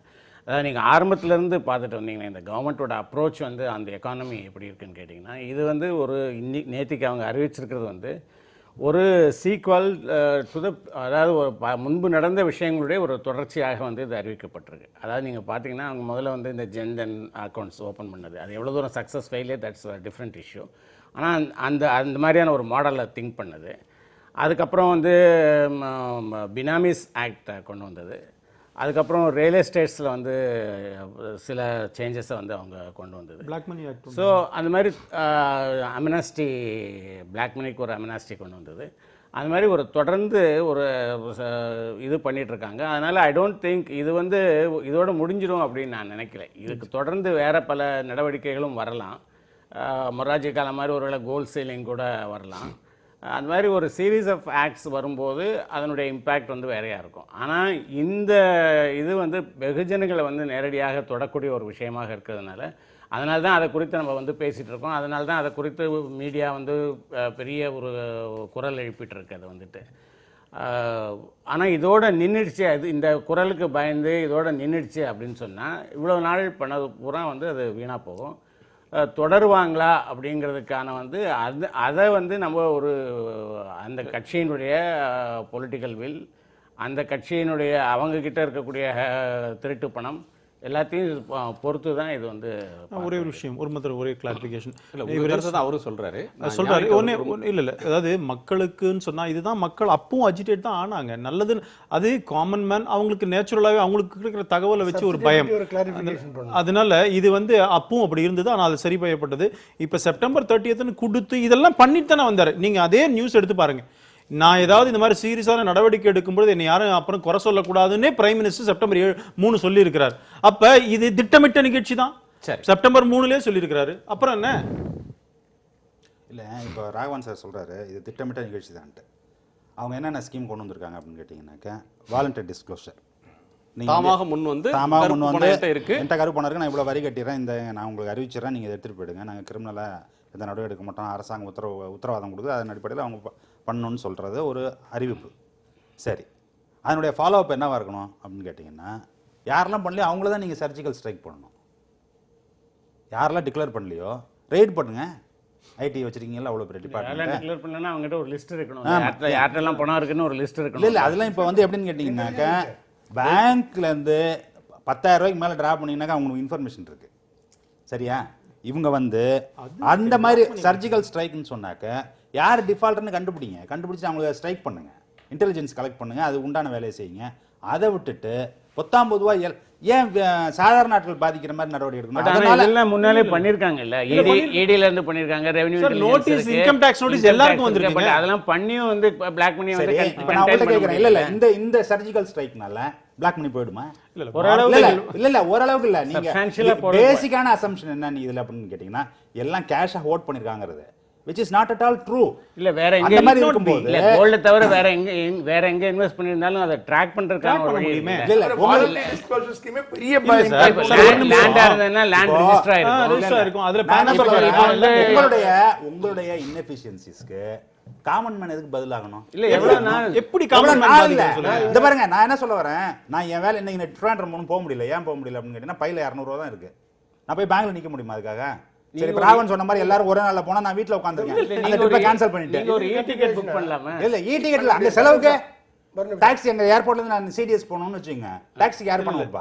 இது பிரைம் மினிஸ்டர் சொன்ன 2-3 நாள் கூட நம்ம இந்த விஷயத்தை கொஞ்சம் சிரமங்கள் இருக்குன்னு அரசின் தோல்வியை மறைக்கிறதுக்கு மக்களுக்கு தண்டனை என்ன தோல்வி அப்படின்ற பார்வை பிஜேபி சரியாக யாரிடம் கள்ளப்பணம் இருக்கோ அவங்களை குறிவைத்து தாக்குறதுக்கு பதிலாக 19 தாக்குதல். சார் சொல்றாரு பேங்க்ல 10,000 பண்ணா கூட தெரிஞ்சு விடணும். இது பேங்க்ல போற மணியை பத்தி பேசலங்க, பேங்க்குக்கே வராத மணியை பத்தி பேசிட்டு இருக்கிறோம். ஒண்ணு, எல்லாருக்கும் income tax thousands lakhs of peopleக்கு நோட்டீஸ் போயிருக்கு. இப்ப எல்லாரும் எனக்கு வந்திருக்கு. இதெல்லாம் ட்ராக் பண்றாங்க. அந்த இன்ஃபர்மேஷன் சார் ஒரே அவங்களுக்கு அந்த இன்ஃபர்மேஷன் இல்ல. நான் என்ன சொல்றேன், 1 minute வர்ற FDIல வந்திருக்கிற FDIல 48% வந்து மொரிஷியஸ்ல இருந்து வந்திருக்கு, பார்ட்டிசிபென்ட்டோட வந்திருக்கு. அந்த இன்ஃபர்மேஷன் இல்லையா உங்களுக்கு? இங்க பாருங்க இல்லையா? ஒரு நிமிஷம், அதை உங்களுக்கு ட்ராக் பண்ண முடியாதா? ஒரு நிமிஷம். அது எவ்வளவு பெரிய கிரைம் அது? அதெல்லாம் ஸ்ட்ரைக் பண்ண வேணாமா?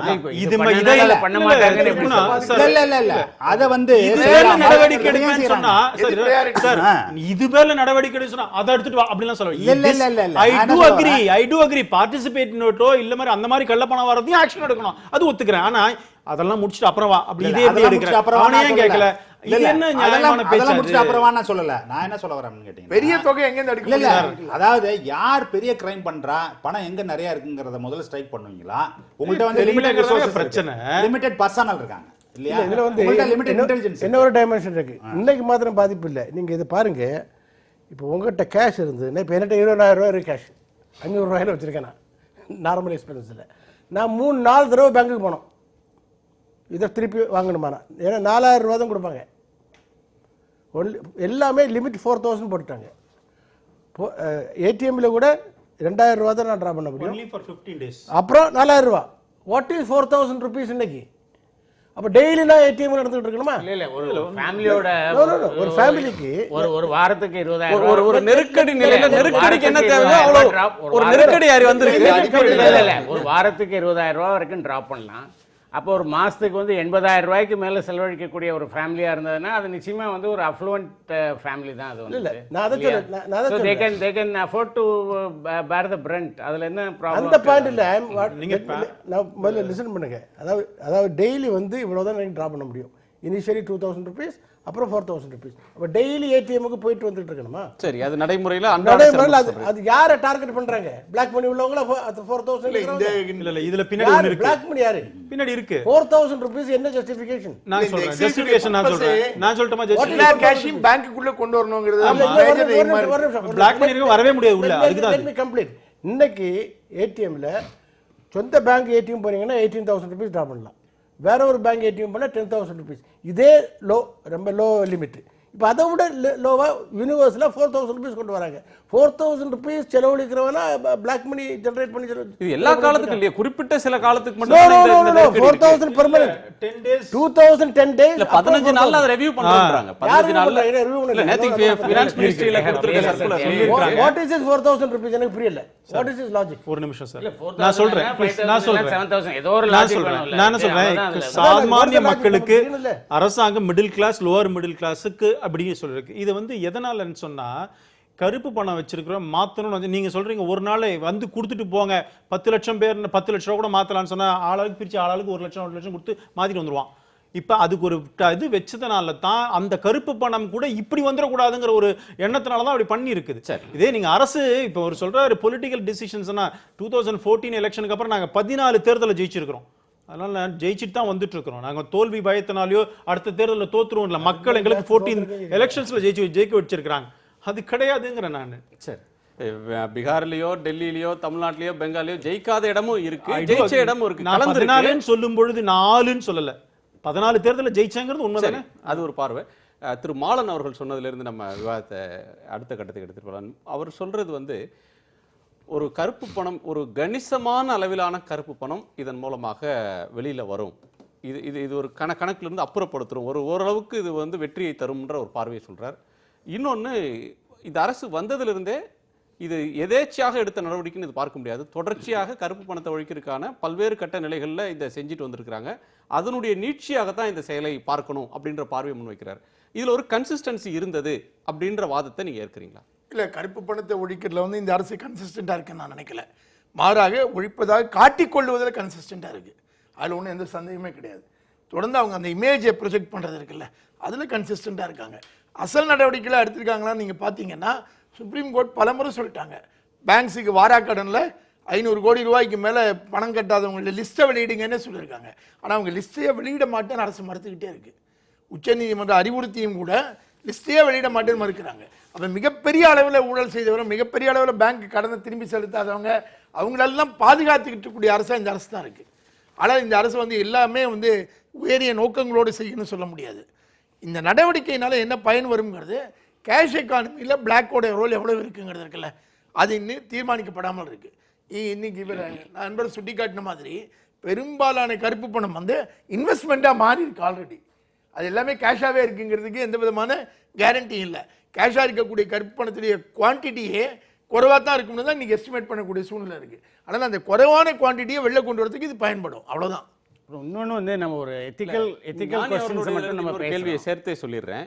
சீதாராம் யெச்சூரி இதுக்கு ரியாக்ட் பண்றப்ப அரசியல் ரீதியாக சில கருத்துக்களை சொல்றாரு. அரசு பல்வேறு துறைகளில் பொருளாதார பார்வையில் எக்கனாமிக் ஃப்ரண்ட்ல நிறைய இடங்களில் வந்து தோற்றிருக்கிறது, புதிதாக வேலையை உருவாக்கல, விலைவாசியை கட்டுப்படுத்த முடியல, ஒரு டொமஸ்டிக் டிமாண்ட் வாங்கும் சக்தி அப்படின்றது ஒன்று வந்து அதிகப்படுத்த முடியல இந்தியாவுக்குள்ள. இந்த மாதிரி நிறைய பிரச்சனைகள் இருக்கும்போது கருப்பு பணத்தை கொண்டு வர்றோம் அப்படின்றதுலையும் வந்து தோற்று போன நிலையில் இது செய்திருக்காங்கன்னு சொன்னதோட 2 அம்சங்களை சொல்றார். அது வந்து ஞானி அவர்கள் சொல்றதுலேருந்து அதில் வருது. ஒன்று, வெளிநாடுகளில் வரி ஏய்ப்புக்காக வரியை ஏற்று விட்டு டாக்ஸ் ஹெவன்ஸில் முதலீடு செய்திருக்கக்கூடியவங்களுடைய பட்டியலை ஏன் இந்த அரசால் வெளியிட முடியல? கோடிக்கணக்கான ரூபாயை வாங்கி அரசாங்கத்துக்கு கட்டாமல் போன பெரிய நிறுவனங்களுடைய பெயரை இந்த அரசு ஏன் மறைக்கிறது, ஏன் வெளிப்படுத்த மாட்டேங்குது? இதெல்லாம் செய்ய தயங்குற அரசு இதை ஏன் வேகமாக செய்கிறது அப்படின்ற கேள்வியை கேட்கிறார். அது ஞானியுடைய கேள்வியோட நீட்சி. இல்லை, அவர் அந்த விஷயங்கள் செய்யப்படணும், அதில் வந்து எனக்கு மாற்றுக்கிறது கிடையாது. அதாவது பேங்க் டிஃபால்ட்டர்ஸு, டாக்ஸ் ஹெவனில் இருக்கிறவங்களோட பணம், அதை பற்றின விவரங்கள் வந்து பொதுமக்களுடைய இதுக்கு வைக்கணும். அது வந்து ஒரு டிரான்ஸ்பரன்சியை நோக்கி முதல்ல நடவடிக்கை எடுக்கிறாங்களோ இல்லையோ, அதாவது ஜனங்களுக்கு வந்து ஒரு டிரான்ஸ்பரன்சியை நோக்கிய ஒரு நடவடிக்கையாக அது வந்து கருதப்படும். அதை பற்றி அதில் வந்து எனக்கு ஒன்றும் சீதாராம் யெச்சூரி சொல்கிறதுலேருந்து நான் மாறுபடலை. ஆனால் நம்ம இது வரைக்கும் எல்லோரும் பேசிகிட்டு இருக்கிறது வந்து இதை வந்து ஒரு எத்திக்கல் கொஸ்டினாகவே வந்து நம்ம வந்து பேசிகிட்டு இருக்கோம். ஆனால் இதற்கு வந்து ஒரு ரியாலிட்டி என்று ஒன்று இருக்குது. இந்த ரியாலிட்டி என்னன்னு கேட்டிங்கன்னா, இந்த பேரலல் எக்கானமி என்பது வந்துட்டு பல தொழில்களை வந்து இங்கே வந்து நடத்தி கொண்டு இருக்குது. அது வந்து இப்போ உதாரணமாக சினிமா எடுத்துக்கலாம், ரியல் எஸ்டேட் எடுத்துக்கலாம். அதில் புழங்குற பணங்கள் வந்து பெருமளவிற்கு வந்து இந்த திருட்டு பணம் தான் அதில் வந்து புழங்குது. அது பல பேருக்கு வேலை வாய்ப்புகளையும் பல பேருக்கு வந்து அவர்களுக்கான வருமானங்களையும் அது வந்து கொடுத்து கொண்டு இருக்குது. இதை ஒரேடியாக வந்து நம்ம வந்து கழுத்தை நிறுத்தி கொள்வதில் நம்ம வெற்றி பெற்றுவிட்டோம் என்றே ஒரு ஹைப்பத்தட்டிக்கலாக எடுத்துக்கொண்டால் கூட அப்போ அதனுடைய தாக்கங்கள் என்னவாக இருக்க போகிறது என்பதை வந்து நம்ம பார்க்கணும். அப்போது இதனால் வந்து ஒரு எக்கானமியில் வந்து ஒரு தேக்க நிலை வருவதற்கான, ஒரு கிளட் வருவதற்கான ஒரு சூழ்நிலை இருக்கிறது. அப்படி வருகிற போது அதனால் பாதிக்கப்படக்கூடியவர்கள் வந்து நடுத்தர மக்களாகத்தான் இருப்பார்கள். இந்த வேலை இழப்பு, வருமானம் குறைவது, இதை போன்ற சூழ்நிலைகளால் வந்து பாதிக்கப்படக்கூடியவர்கள் நடுத்தர மக்களாக தான் இருப்பார்கள். அதனால் லாங் டேர்மில் வந்து பாதிக்கப்பட போவது வந்து நடுத்தர மக்களாக இருப்பார்கள் என்பது என்னுடைய பார்வை வந்து. அதனால் அந்த ரியாலிட்டி சுச்சுவேஷனையும் எடுத்துக்கொண்டு பேசணும். இது வந்து வெறும்னா இந்த பிளாக் மணி என்பதை வந்து ஒரு வெறும் எத்திக்கல் கொஸ்டினாக மட்டும் ஒரு தார்மீக ரீதியில் மட்டும் இதை வந்து அணுகி பார்க்க முடியாது. ஏன்னா பிளாக் மணி என்பது வேறு பல விஷயங்களையும் நடத்தி, உதாரணமாக கமாடிட்டி மார்க்கெட் என்று சொன்னால் அந்த கமாடிட்டி மார்க்கெட்டில் வந்து ஓரளவுக்கு பிளாக் மணியோட இன்ஃப்ளூயன்ஸ் இருக்குது. அப்போ அதை ஃபுட் கிரைன்ஸ் அந்த மாதிரி விஷயங்களில் வந்து என்ன மாதிரியான தாக்கங்களை ஏற்படுத்த போகுது. இப்போ தங்கம் விலை வந்து ஏறப்போகுது. ஏன்னா இதில் இன்வெஸ்ட் பண்ணுறவங்க அடுத்து செய்யக்கூடிய ஒரு முயற்சி, இன்றைக்கே அதற்கான அறிகுறிகள் வந்து தோன்றிடுச்சு. நள்ளிரவு வரையிலும் கடை நடந்திருக்கு, விடிய விடிய கடைகள். இப்போ வந்து நமக்கு இந்த மிடில் கிளாஸுக்கு வந்து நம்ம தங்கத்தோடு அவர்களுக்கு இருக்கக்கூடிய சென்டிமெண்ட்ஸ் என்ன என்பது வந்து எல்லாருக்கும் தெரிந்த ஒரு விஷயம். அது வந்துட்டு இப்போ இதே மாதிரியான நிலைமைகளை வந்து எப்படி நம்ம பார்க்க போகிறோம்? இதெல்லாம் சரி, அதெல்லாம் அவங்களுக்கு தேவை, அதனால் பிளாக் மணி இருந்துட்டு போட்டோம் அப்படின்னு நம்ம சொல்ல போகிறோமா? இல்லை பிளாக் மணி என்பது தார்மீக ரீதியாக தவறானது, அதனால் அதை வந்து அடிச்சு நொறுக்கிடுவோம், அப்போது அவங்க வந்து என்ன வேணாலும் ஆகட்டும் என்று இருக்க போகிறோமா? அந்த கேள்விகளையும் நமக்கு இது வந்து இந்த தார்மீகமான ஆர்கியூமெண்ட்டாங்கிறதா என்னோட கேள்வி. ஒரு கவர்மெண்ட்ல employee tax deduction at source, அவங்க வீட்டுக்கு சம்பளம் வரும்போது கழிச்சுட்டு கொடுத்து போகிறான்.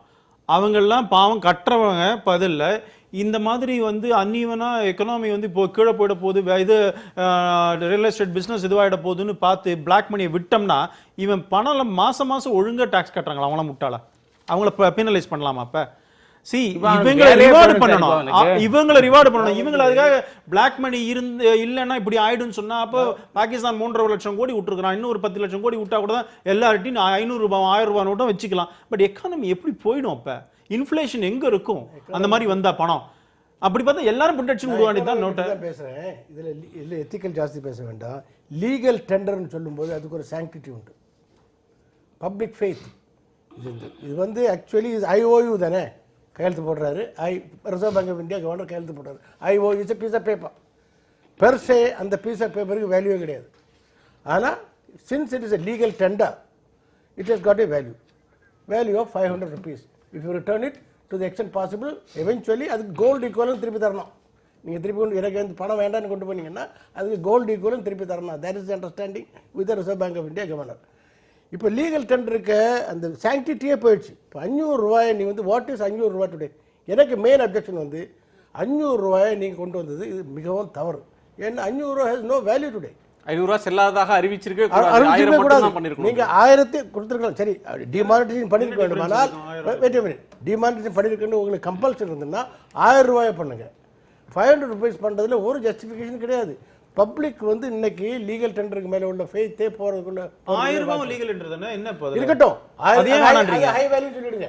You may say high value, this is no high value. சரி, 500 ரூபாய் ஹை வேல்யூ தான். 500 ரூபாய் 1000 ரூபாய் ரெண்டு மிக்ஸில வந்து ஹை வேல்யூஸ் ரெண்டு தானே இருக்கு. இல்ல ஒண்ணு தான் ஹை வேல்யூ. 500 ஹை வேல்யூ சொல்ல முடியாது. இந்தியாவுல அதானே 500 இப்ப ஹை வேல்யூ சொல்ல முடியாது. என்ன பொறுத்த மட்டும் இல்ல 1000 ரூபாய்க்கு மேல நோட் இல்ல. 1000 ரூபாய் வேணா நீங்க பண்ணிக்கலாம். அந்த 500 1000 ரூபாய் எல்லாம் பேன் பண்றதுக்கு முன்னாடி ஒரு 6 மாசத்துக்கு முன்னாடி 10,000 நோட் ஒன்று விட்டுருந்தாங்கன்னு வச்சுங்க. இவங்க சொல்ற மாதிரி மூட்டையா பணம் வச்சிருக்கவங்க எல்லாத்தையும் கொண்டு போய் கொடுத்துட்டு 10,000 வாங்கி இடத்த குறைச்சலா வச்சுக்கலாம்னு வச்சிருப்பான். அப்புறம் ஒரு வருஷம் கழிச்சு இதெல்லாம் செல்லாதுன்னு சொல்லியிருந்தோம்னாக்கா அவன் மட்டும் ஒழிஞ்சிருக்கும். நம்மள மாதிரி எல்லாம் பாதிக்கப்பட்டிருக்க மாட்டான். நான் இன்னைக்கு ஒரு விஷயம் படிச்சேன். இல்ல ஹை வேல்யூ பத்தி பேசுறேன்னா நான் சொல்றேன் ரொம்ப ஈஸியா பண்ணிடலாம். 100 ரூபாய் ஃபேக் நோட் வந்தா என்ன பண்ணுவீங்க? எதுலங்க 100 ரூபாய் ஃபேக் நோட் வந்தா என்ன பண்ணுவீங்க? அது வேற பிரச்சனை. அதுக்கு இல்ல ஆன் இன்டெலிஜென்ஸ் ரிப்போர்ட் தான் இப்ப ஃபேக் கரன்சி 500ல அதிகமா வருது, 1000ல வந்து தான் இப்ப பேச்சு. இப்ப 100ல வந்ததுன்னு நம்ம பார்க்கலாம், 50 20லாம் வரல. 500 1000 அதனால அதை வந்து பேன் பண்றாங்க. அப்படிதான் வந்து நீங்க எகனாமிஸ்ட், உங்களுக்கு தெரியும் நோட்டை வந்து இஷ்டத்துக்கு அடிக்கலாம் முடியாது. நம்ம இல்ல அப்படி இல்ல அடிக்க முடியாது. கோல்ட் ஸ்டாண்டர்ட்லாம் இருக்கு. அப்படி இல்ல கோல்ட் ஸ்டாண்டர்ட்லாம் விட்டாச்சு, எப்பவே விட்டாச்சு. அதெல்லாம் கோல்ட் ஸ்டாண்டர்ட் விட்டோம்னா நம்மள்ட்ட ஏது கோல்டு? எவன்டையுமே கோல்டு கிடையாது, சும்மா பேர் தான். இப்ப சார் சொன்னாங்கல்ல, ஐ ப்ராமிஸ்ட் இப்போ என்ன அவனை நம்பி தான் நம்ம கொடுத்துட்டு இருக்கோம், வாங்கிட்டு இருக்கோம். நேத்துல இருந்து அதையும் நம்ப முடியாது போல் இருக்கு. ஆமா, அதான் நம்பிக்கையே போயிடும். அரசாங்கம் ரீப்ளேஸ் பண்ணுது.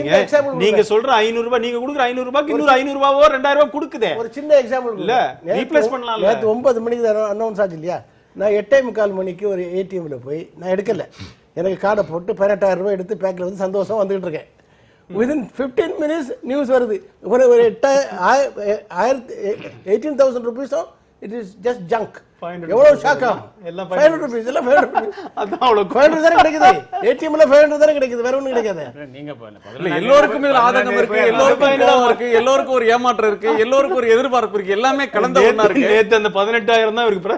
இப்போ இல்ல அத நீங்க நாளைக்கு போய் அத பேங்க்ல அது 2000 ரூபாய் மாத்திக்கலாம். 4 days 2000 ரூபாய் மாத்திக்கோங்க. இல்ல ஒரு அது வந்து ஒரு தன்னுடைய கஷ்டத்தை சொல்றதுக்கான ஒரு ரெப்ரசன்டேட்டிவா அதை சொல்றாரு. ரெப்ரசன்டேஷன் அரசாங்கம் வந்து நீங்க 500 ரூபாய் நீங்க வச்சிருக்க 500 ரூபாய் யாருக்குமே கொடுத்துட்டா வந்து இல்ல அப்படி கஷ்டம் சொல்லலையே. இல்லைன்னு யாருமே கவர்மெண்ட் அப்படி சொல்லலையே. 500 ரூபாய் கொடுத்துட்டு நிச்சயமா நான் வந்து உங்களுக்கு தர மாட்டேன்னு கஷ்டங்கள் சொல்றாங்க. ஆனா அந்த கஷ்டங்கள் வந்து நம்மால என்டியூர் பண்ண முடியாத கஷ்டங்களா, அது நம்பர் 1. நம்பர் 2 வந்து எவ்வளவு நாளைக்கு இந்த கஷ்டங்கள் என்பது ஒண்ணு இருக்கு. அது சரி, வந்து என்டியூர் பண்றது இந்த பத்தி கஷ்டங்கள் கேட்கறீங்க. எல்லாம் நிஜமாவே பயனை தருமான்ற கேள்வி என்ன? கஷ்டப்பட தயாரா தான் இருக்காங்க மக்கள். நான் கேக்குறேன் பயனை ஆனா தராதுன்னு பயனை எப்படி முடிவு தருமாங்கிறது பண்ணுவீங்க? இல்ல மக்கள் எது கஷ்டப்படணும்? நாங்க காஸ்ட் பெனிஃபிட் ரேஷியோ மக்கள் எது பாத்தீங்கன்னா கஷ்டப்படணும்? காஸ்ட் பெனிஃபிட் ரேஷியோ பாத்தீங்கன்னா பெனிஃபிட் வந்து ரொம்ப கம்மியா தான் தெரியுது. இல்ல இல்ல இல்ல இல்ல, இல்ல, அவங்க அது சொல்றது அது சாராம்சம் வந்து பிரதமர் மோடியில தொடங்கி கேட்கணும். நிதியமைச்சர் வரையிலும் சொல்லக்கூடியது. திரு ஜெயரஞ்சன் அவங்க சொல்றது வந்து ஒரு நாட்டை நிலைகுலைய செய்யற அளவுக்கு கள்ள பணம் வந்துருச்சு, அது போலி நோட்டு வந்துருச்சு, ரூபா நோட்டு வந்துருச்சு. அதே மாதிரி கள்ள பணம்ன்றது ஒரு பெரிய ஒரு தீமையா இருந்துகிட்டு இருக்கு. எனவே ஒரு நாட்டு நலன் கருதி எடுக்கிற ஒரு மிகப்பெரிய நடவடிக்கைக்கு ஏற்படக்கூடிய சங்கடங்கள் தவிர்க்க முடியாது. இதை மக்கள் நாட்டு நலன் கருதி ஏற்றுக்கொள்ளணும்னு சொல்றாங்க. சரி, எனக்கு ஒரு நான் வந்து முதல்ல ஒரு விஷயம் என்ன சொல்றேன் அப்படின்னா, ஒரு நிமிஷம். சார் ஒரு நிமிஷம். அதாவது இது ரெண்டையும் ஒண்ணா சொல்றது ரொம்ப டேஞ்சரான விஷயம். அதாவது பாகிஸ்தானை காட்டி நீங்க எல்லாருக்கும் பணம் செல்லாதுன்னு சொல்றது இருக்குல்ல, அது ரொம்ப ரொம்ப டேஞ்சரான விஷயம். ஒன்று அது தனியாக ஹேண்டில் பண்ணணும், இதை தனியாக ஹேண்டில் பண்ணணும். இது வந்து நான் சொன்ன மாதிரி முதல்ல அது வந்து ஒரு ஒரு ஒரு மொமெண்ட்லேயோ அல்லது ஒரு பாயிண்ட்லேயோ நடக்கக்கூடிய சங்கதி அல்ல. பிளாக் மணி ஜெனரேஷனுங்கிறது ஒரு பெரிய சங்கிலி தொடர். அது இங்கே ஆரம்பித்து எங்கே வரைக்குமோ போய் திருப்பி இங்கேயே வருது. உலகளாவிய ஒரு பெரிய சங்கிலி தொடர். அது நீங்கள் இங்கே இருக்கிற நோட்டு மட்டும் செல்லாதுன்னு சொல்கிறது வந்து புண்ணுக்கு புணுகு தடவுற மாதிரி தான். அது மூடி மறைக்கிறது தான். அதாவது வந்து காஸ்மெட்டிக்காக ஒன்று செய்கிறோம், அவ்வளோதான். அதற்கு உண்டான விலை யார் கொடுக்குறா அப்படின்னு கேட்டிங்கன்னாக்கா சாமானியர்கள் மிகப்பெரிய அளவில் விலை கொடுக்குறாங்க. எதன் மூலமாக அப்படின்னா அவங்க லீகல் டெண்டர் வச்சிருக்காங்க, கொண்டு போய் நாளைக்கு பேங்க்கில் கொடுக்க போகிறாங்க, அவங்க திருப்பி கொடுத்துட போகிறாங்க. இது இருக்கிற அவஸ்தையை சொல்கிறேன் நான். ஆனால் இந்த இன்வெஸ்ட்மெண்ட்டை வச்சிருக்கிறவனையாலையோ அல்லது எலெக்ஷன் நடத்துகிறவனாலையோ எந்த பாதிப்பும் அடைய போகிறதில்ல. இந்த இந்த சர்ஜிக்கல் ஸ்ட்ரைக்னால இவங்க என்ன செஞ்சுருக்கணும் அப்படின்னு கேட்டிங்கன்னா, இந்த சங்கிலி தொடர் முழுசும் இவங்க ஹேண்டில் பண்ணால் மட்டும்தான் இதை ஒழிக்க முடியும். அதை பண்ணாமல் மேலிருந்த வழியாக பண்ணனா சாமானியர்கள் விலை கொடுக்கணும். அதை வந்து நாட்டு நலனுக்காக நீ விலை கொடுன்னு நான் ஏன் கொடுக்கணும்னு நான் கேட்குறேன். இல்ல சாமானியன் என்ன விலை கொடுக்க போறான்? இப்ப திருப்பி பணம் வரப்போகுது. அவஸ்தை தான். இல்ல அதான் ஒண்ணும் புரியல. அவஸ்தை தான். என்ன விலை இது? இல்ல அவஸ்தை தானே அது. இல்ல, ஒரு நாள் வேலையை விட்டுட்டு போய் இங்க பாருங்க. ஆமா. தினக்கூலி செய்றவங்க, இல்ல, வாரக்கூலி நீங்க செய்றவங்க இந்த வேலையை ரூபா விட்டு போய் நீங்க queueல நிக்கணும். நீங்க சொல்ற மாதிரி இல்லாம உண்மையிலேயே நல்லா நடந்ததுன்னு வச்சுங்க, இதோட ரிசல்ட்ஸ் நல்லா இருந்ததுன்னா ரூபாவோட மதிப்பும் இல்ல இல்ல Raghavan sir control Raghavan sir ஆகும். எவ்வளவு நல்லது நடக்கும். என்ன நல்லது நடக்கும்? முதல்ல ஒரு கேள்வி என்னன்னு கேட்டீங்கன்னா, மக்கள் நலனுக்காக நீங்க என்னென்ன செய்றீங்க, என்ன செய்றீங்க அப்படின்னு கேட்டீங்கன்னா, மக்கள் நலனுக்கு புறணா எல்லா வேலையும் செய்றீங்க. உதாரணத்துக்கு நான் சொல்லிட்டா, இப்போ தமிழ்நாட்டில் வந்து யூனிவர்சல் பிடிஎஸ் வச்சிருக்கோம். நீங்க என்ன செய்றீங்க? மக்கள் நலனா அது? நீங்க வந்து டார்கெட் பிடிஎஸ் கொண்டு வான்னு சொல்றீங்க, இல்லைன்னா நீ பணத்தை செலவு பண்ணுங்கிறீங்க. இப்போ தமிழ்நாடு கவர்மெண்ட் எதுக்கு ஒத்துக்குச்சுன்னு அவனுக்கும் தெரியாது. ஆனால் ஒத்துக்கிட்டதுனால செலவு வந்து கூடுதலாக 1500 கோடி ரூபாய் வருஷத்துக்கு. சரியா? அதுல நான் என்ன சொல்ல வரேன், இது மாதிரி ஒரு வரிசையான சொல்ல முடியும். எப்படிலாம் வந்து தொடர்ந்து வந்து வெவ்வேறு நடவடிக்கைகள் இவங்க எடுத்துக்கிட்டு இருக்காங்க. அந்த மாதிரி சொல்லும்போது இதெல்லாம் டார்கெட் பண்ணுங்கறீங்களே, இது வரும்போது ஏன் டார்கெட் பண்ணீங்க? இதே யுனிவர்சல் வரீங்க. நீங்க இவ்வளவு அரசியல் பேசுறவரு food security bill Congress government கொண்டு வந்தது. அப்ப நாங்க அப்ஜெக்ட் பண்ணல. டைவர்ட் தான். ஒரே ஒரு நிமிஷம். இது பதில் சொல்லுங்க. டைவர்ட் தான் ஆகுது. இல்ல யுனிவர்சல் டார்கெட் அப்படின்ற அம்சத்துல வருது. நாங்க அப்ஜெக்ட் பண்ணோம். இங்க தமிழ்நாடு என்ன சார், சத்தீஸ்கர் பயங்கரமா அஃபெக்ட் ஆகுது. நீங்க இங்க எவ்வளவு அங்க 95% சத்தீஸ்கர் மாடல் கொண்டு வரலாம் தான் சொன்னோம், கேட்கலையே. இப்ப ஒரு சட்டம் வந்திருக்குது, இப்ப தமிழ்நாடு பாதிக்குது, அது உண்மைதான். சத்தீஸ்கர் பாதிக்குது, உண்மைதான். அதுதான் சென்ட்ரல் கவர்மெண்ட் அதுக்கு தான் ரெட்ரஸ் பண்றேன்னு சொல்லியிருக்காங்கல்ல. இந்த பில் நாங்க கொண்டு வரலையே. நம்ம டைவர்ட் பண்ண இல்ல, கேள்வி வந்து இல்ல இப்ப சொல்றாரு நீங்க என்ன பண்ணீங்க? டார்கெட்டடா இப்ப கேட்டிங்கல நீங்க என்ன டார்கெட் பண்றீங்கல, கேஸ் டார்கெட் பண்ணுவோம், ஃபெர்டிலைசர் டார்கெட் பண்ணுவோம், அப்புறம் வந்து ரைஸ் டார்கெட் பண்ணுவோம். கேஸ் ஃபெர்டிலைசர் நீங்க அது டைவர்ட் ஆகலன்னு சொல்ல முடியுமா உங்களால? இது வரைக்கும் ஃபெர்டிலைசர் சப்சிடி டைவர்ட் ஆகலையா? நம்ம ஏன் யூனிவர்சலா பண்றீங்க? டைவர்ட் ஆகலையா? ஃபெர்டிலைசர் சப்சிடி டைவர்ட் ஆகலையா? ஃபெர்டிலைசர் சப்சிடி எப்படி டைவர்ட் ஆகுது? கேஸ் சப்சிடி டைவர்ட் ஆகலையா? ஃபெர்டிலைசர் சப்சிடி எப்படி டைவர்ட் ஆகுது அப்படின்னு கேட்டீங்கன்னா, கோல்டு பிளேட்டிங் இருக்கிறது உங்களுக்கு யாரும் தெரியாது சார், இல்ல எல்லாருக்கும் தெரியும் கோல்டு பிளேட்டிங் இருக்குங்க சார், எத்தனை என்ன industries-க்கு எடுத்துட்டு போனா அதை? இல்ல இதான் இண்டஸ்ட்ரீஸ் தான் இண்டஸ்ட்ரீஸ் வந்து இன்ஸ்டால்டு கெபாசிட்டி 1 லட்சம் டன்னாக்க அவன் 2 லட்சம் டன் சொல்லி நான் ப்ரொடியூஸ் பண்றேன்னு சொல்லி அவன் இது வரைக்கும் சப்சிடி நான் 50 வருஷமா வாங்கிட்டாங்க அது எல்லாம் கொடுத்துட்டு தான் இருந்தாங்க ரொம்ப இப்போ என்ன முக்கியமான புதுசா point. வந்துருச்சு அதுல நீங்க இந்த debate-ஏ divert இல்லைங்க, ஆகி மாத்தி போயிட்டு இருக்கு. ஒரு நிமிஷம், ஒரு நிமிஷம், இருக்குமே, please. you cannot use it. Debate-ஏ divert ஆகி போயிட்டு இருக்கு. லீகல் டெண்டர்ல நீங்க ஃபினான்ஸ் மினிஸ்டர் அருண் ஜேட்லிக்கு ஸ்டேட்மெண்ட் படிச்சீங்கன்னா லீகல் டெண்டரையே ஒழிச்சுக்கிற மாதிரி சொல்றாரு. என்ன சொல்றாரு அவர்? The minister said the latest decision is aimed to make India a cashless economy. It doesn't merely nudge the economy in that direction but significantly pushes it. அப்ப legal tender கான்செப்டே நீ போயிடும். cashless economy. இல்ல ஒரு நிமிஷம். அதற்கான Let- logic let- நான் let- கேக்குறேன். let- let- let- இல்ல, அது அரசின் தரப்புல சொல்றது Let me explain. ரூபாய் நோட்டாக இருக்கும்போது Let me complete- let me கணக்கில் complete வராம this. ஒரு பணம் பெரிய பணம் வந்து செலவாயிட்டு When there கொண்டிருக்கிறது. சார், இப்ப டெபிட் கார்டு கிரெடிட் கார்டுல Let me complete this. Debit credit card limit உண்டு. இப்போ இன்னைக்கு நீங்க பாத்தீங்கன்னா காலையில ஹிந்து பேப்பர்ல ஜாக்கெட் அட்வர்டைஸ்மெண்ட் பேடிஎம்னு ஒரு கம்பெனி டிசிஷன் எடுத்து நேற்று 9-10 மணிக்கு தான் டிசிஷன் எடுத்தாங்க, வெளியே சொன்னாங்க. இன்னைக்கு காலையில் ஜாக்கெட்டில் வந்துருச்சு.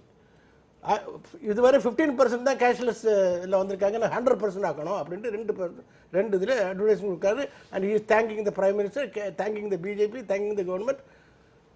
பார்த்தீங்களா நீங்கள்? So what is the agenda?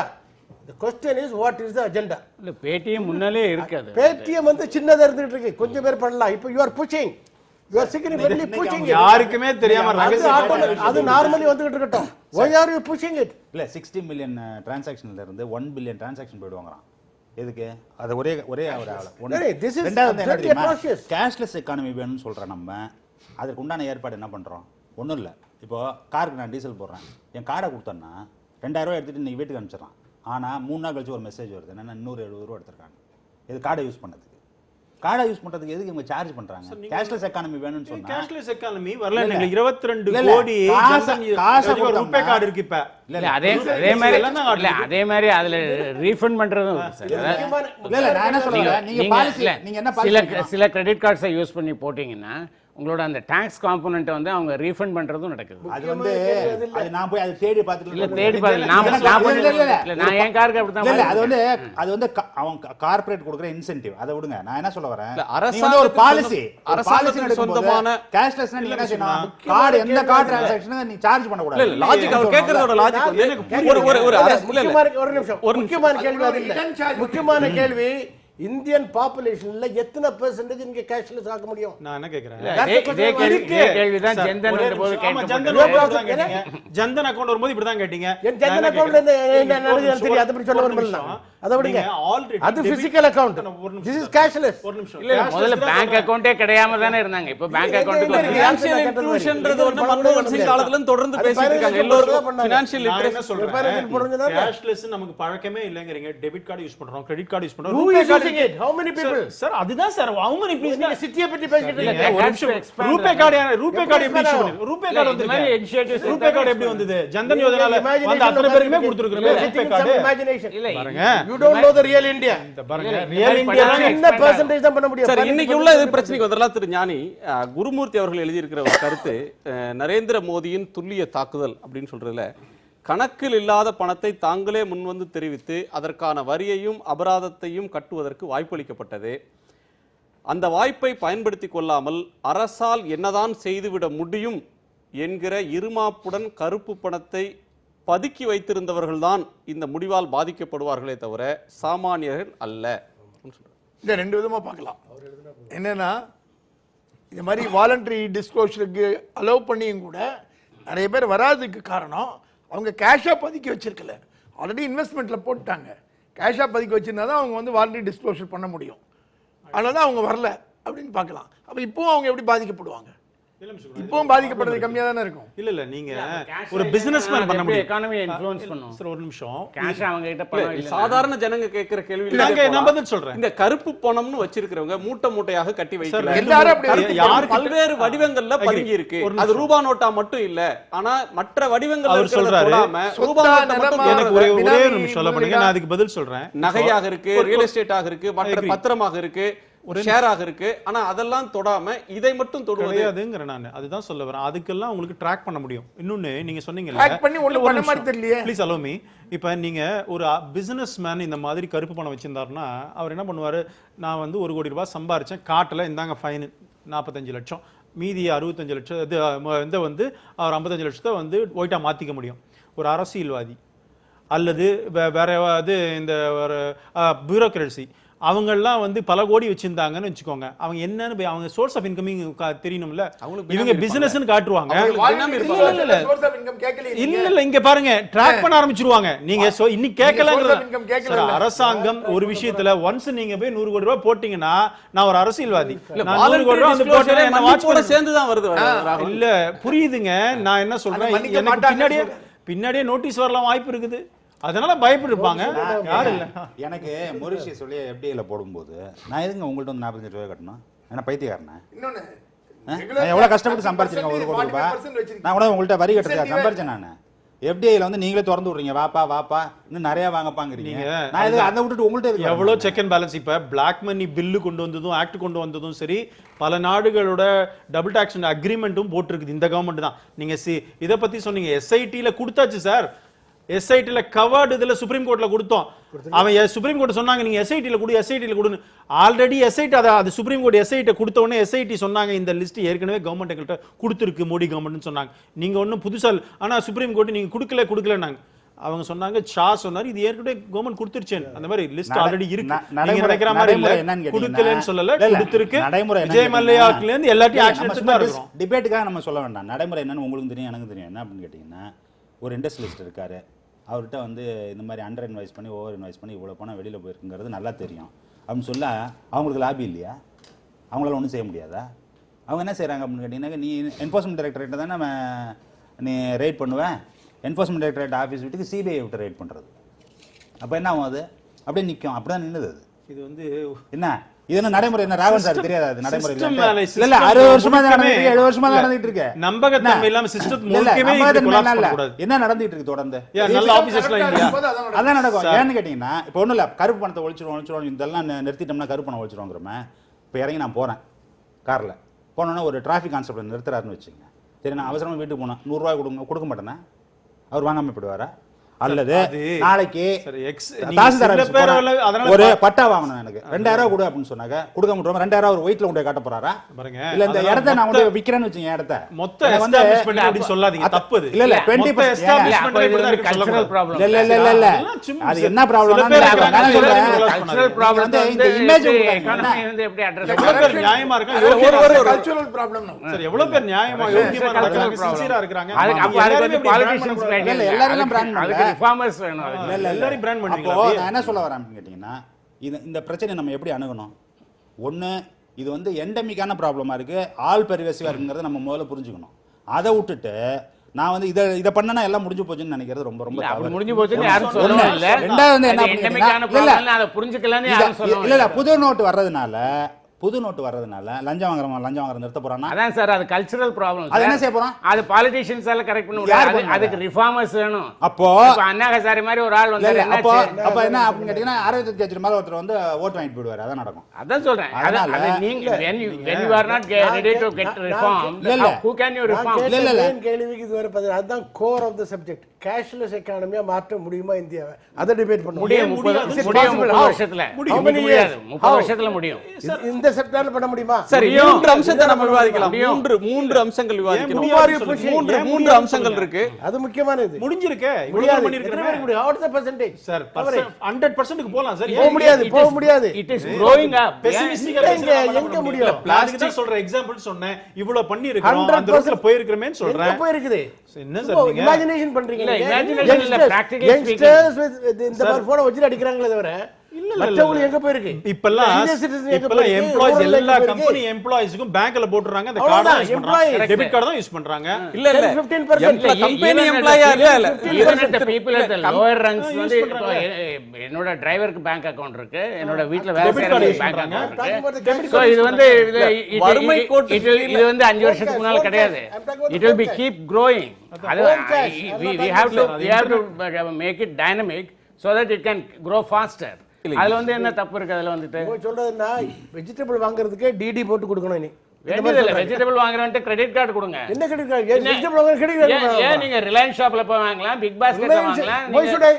I will go to my இல்ல சாலையோர நடைபாதை is convenient for me. Sir சொல்றாங்கல்ல, எனக்கு வீட்டுக்கு முன்னால அவங்கள்ட்ட அக்கவுண்ட் இருக்கு, எனக்கு வீட்டுக்கு முன்னால நான் சார்ட்ட கேட்குறேன்.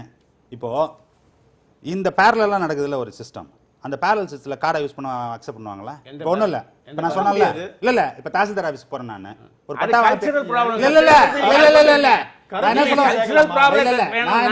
அது பாலிட்டிஷியனால முடியாது. அதே சொல்லிட்டு இல்ல நீங்க when you are not ready to be reformed, who can reform you? இல்ல நான் கேக்குற கேள்வியை முதல்ல எனக்கு கேட்க விடுங்க. நான் என்ன சொல்றேன் அப்படின்னு கேட்டீங்கன்னா, அதாவது நீங்க லஞ்சம் கொடுக்க மாட்டேன்னு சொல்லுங்க. இல்ல கேஷ்லெஸ் எக்கானமி வந்து அந்த ப்ராப்ளத்தை சால்வ் பண்ணலாம் நீங்க சொல்றீங்கல்ல. நான் என்ன சொல்ல வரேன், இதை எப்படி நீங்க ஹேண்டில் பண்ணுவீங்க அப்படின்னு கேட்டீங்கன்னா, நான் 2000 ரூபாய் கேக்குறேன், நான் கார்டை கொடுத்தா அக்செப்ட் மாட்டேன்னு சொல்லுங்க. புடிச்சு கொடுங்க, பணம் கொடுக்க மாட்டேன்னு சொல்லுங்க. நான் எதுக்கு சொல்லணும்? உங்களுக்கு அந்த வில் இல்லனா எனக்குலாம் இல்லைங்க. உங்களுக்கு அந்த வில் இல்ல, ஆனா கவர்மெண்ட்க்கு மட்டும் வில் இருக்கு. கவர்மெண்ட் நான் சொல்லல, government is not something separate. Government is government நான் சொல்லவே இல்லையா, கவர்மெண்ட் நான் சொல்லவே இல்லை. நான் என்ன சொல்ல வரேன் இல்ல நான் குற்றவாளி, நான் ரெடியா இருக்கேன். இதுல ஒரு இதுல முக்கியமான அம்சம் வந்து ஊழல். நம்முடைய அன்றாட வாழ்வு நடைமுறையில ஒரு சொத்தை வாங்குறோம், ஒருத்தர் விற்கிறார், அது அசலான விலைக்கு என்ன விலைக்கு வாங்குறாங்களோ அந்த விலை பதியப்படுறதுல அந்த விலை அரசின் அதனுடைய எந்த ஒரு பைசாவோ அது பல ஆயிரமோ அது வந்து வரியாகவோ மற்ற இதுல வந்து அரசுக்கு போக வேண்டியதும் போறதில்லை. அதற்கு ஒரு விலை மதித்து விலை குறைச்சி ஒன்று பண்ணிட்டு இன்னொரு எக்கானமி பேரலாக இயங்குது. அது வந்து தனிநபர்களும் அதுக்கு உடன்படுறாங்க, அதை சிஸ்டமும் என்கரேஜ் பண்ணுது. அதுக்கான வழிமுறைகள் நிர்வாகம் இதிலே இருக்கு. இது ஒரு சொத்து மட்டும் இல்லை, எல்லா விஷயத்திலையுமே ஒரு நகை வாங்குறதுல ஆரம்பிச்சு மருந்து, அத்தியாவசிய மருந்து வாங்குறதுல இருந்தே கணக்கில் வராத ஒன்று புழங்குவதற்கு ஏதோ ஒரு வகையில காரணங்கள் தொடர்ந்துகிட்டே தான் இருக்கு. அதுக்கு நீங்களும் காரணம் இல்ல. நான் உங்களை கேட்கிறது, நீங்க ஒன்று சொல்றீங்க, நீங்க வந்து டெபிட் கார்டு வந்துடும், நீங்க கேஷ்லெஸ் எக்கானமிக்கு போங்க, எல்லோரு கையிலுமே கடன் அட்டையோ அல்லது ரூபே கார்டோ வேற ஏதோ ஒன்று இருக்கும் அப்படின்னு ஒன்று சொல்றீங்க. ஒன்று இந்தியா வளர்ந்துருக்கு அப்படின்னா வளர்ந்துருக்கிறது, இந்த எண்ணிக்கை அதிகமாக இருக்கான்னா ஒரு பக்கம் அதிகமாக இருக்கு.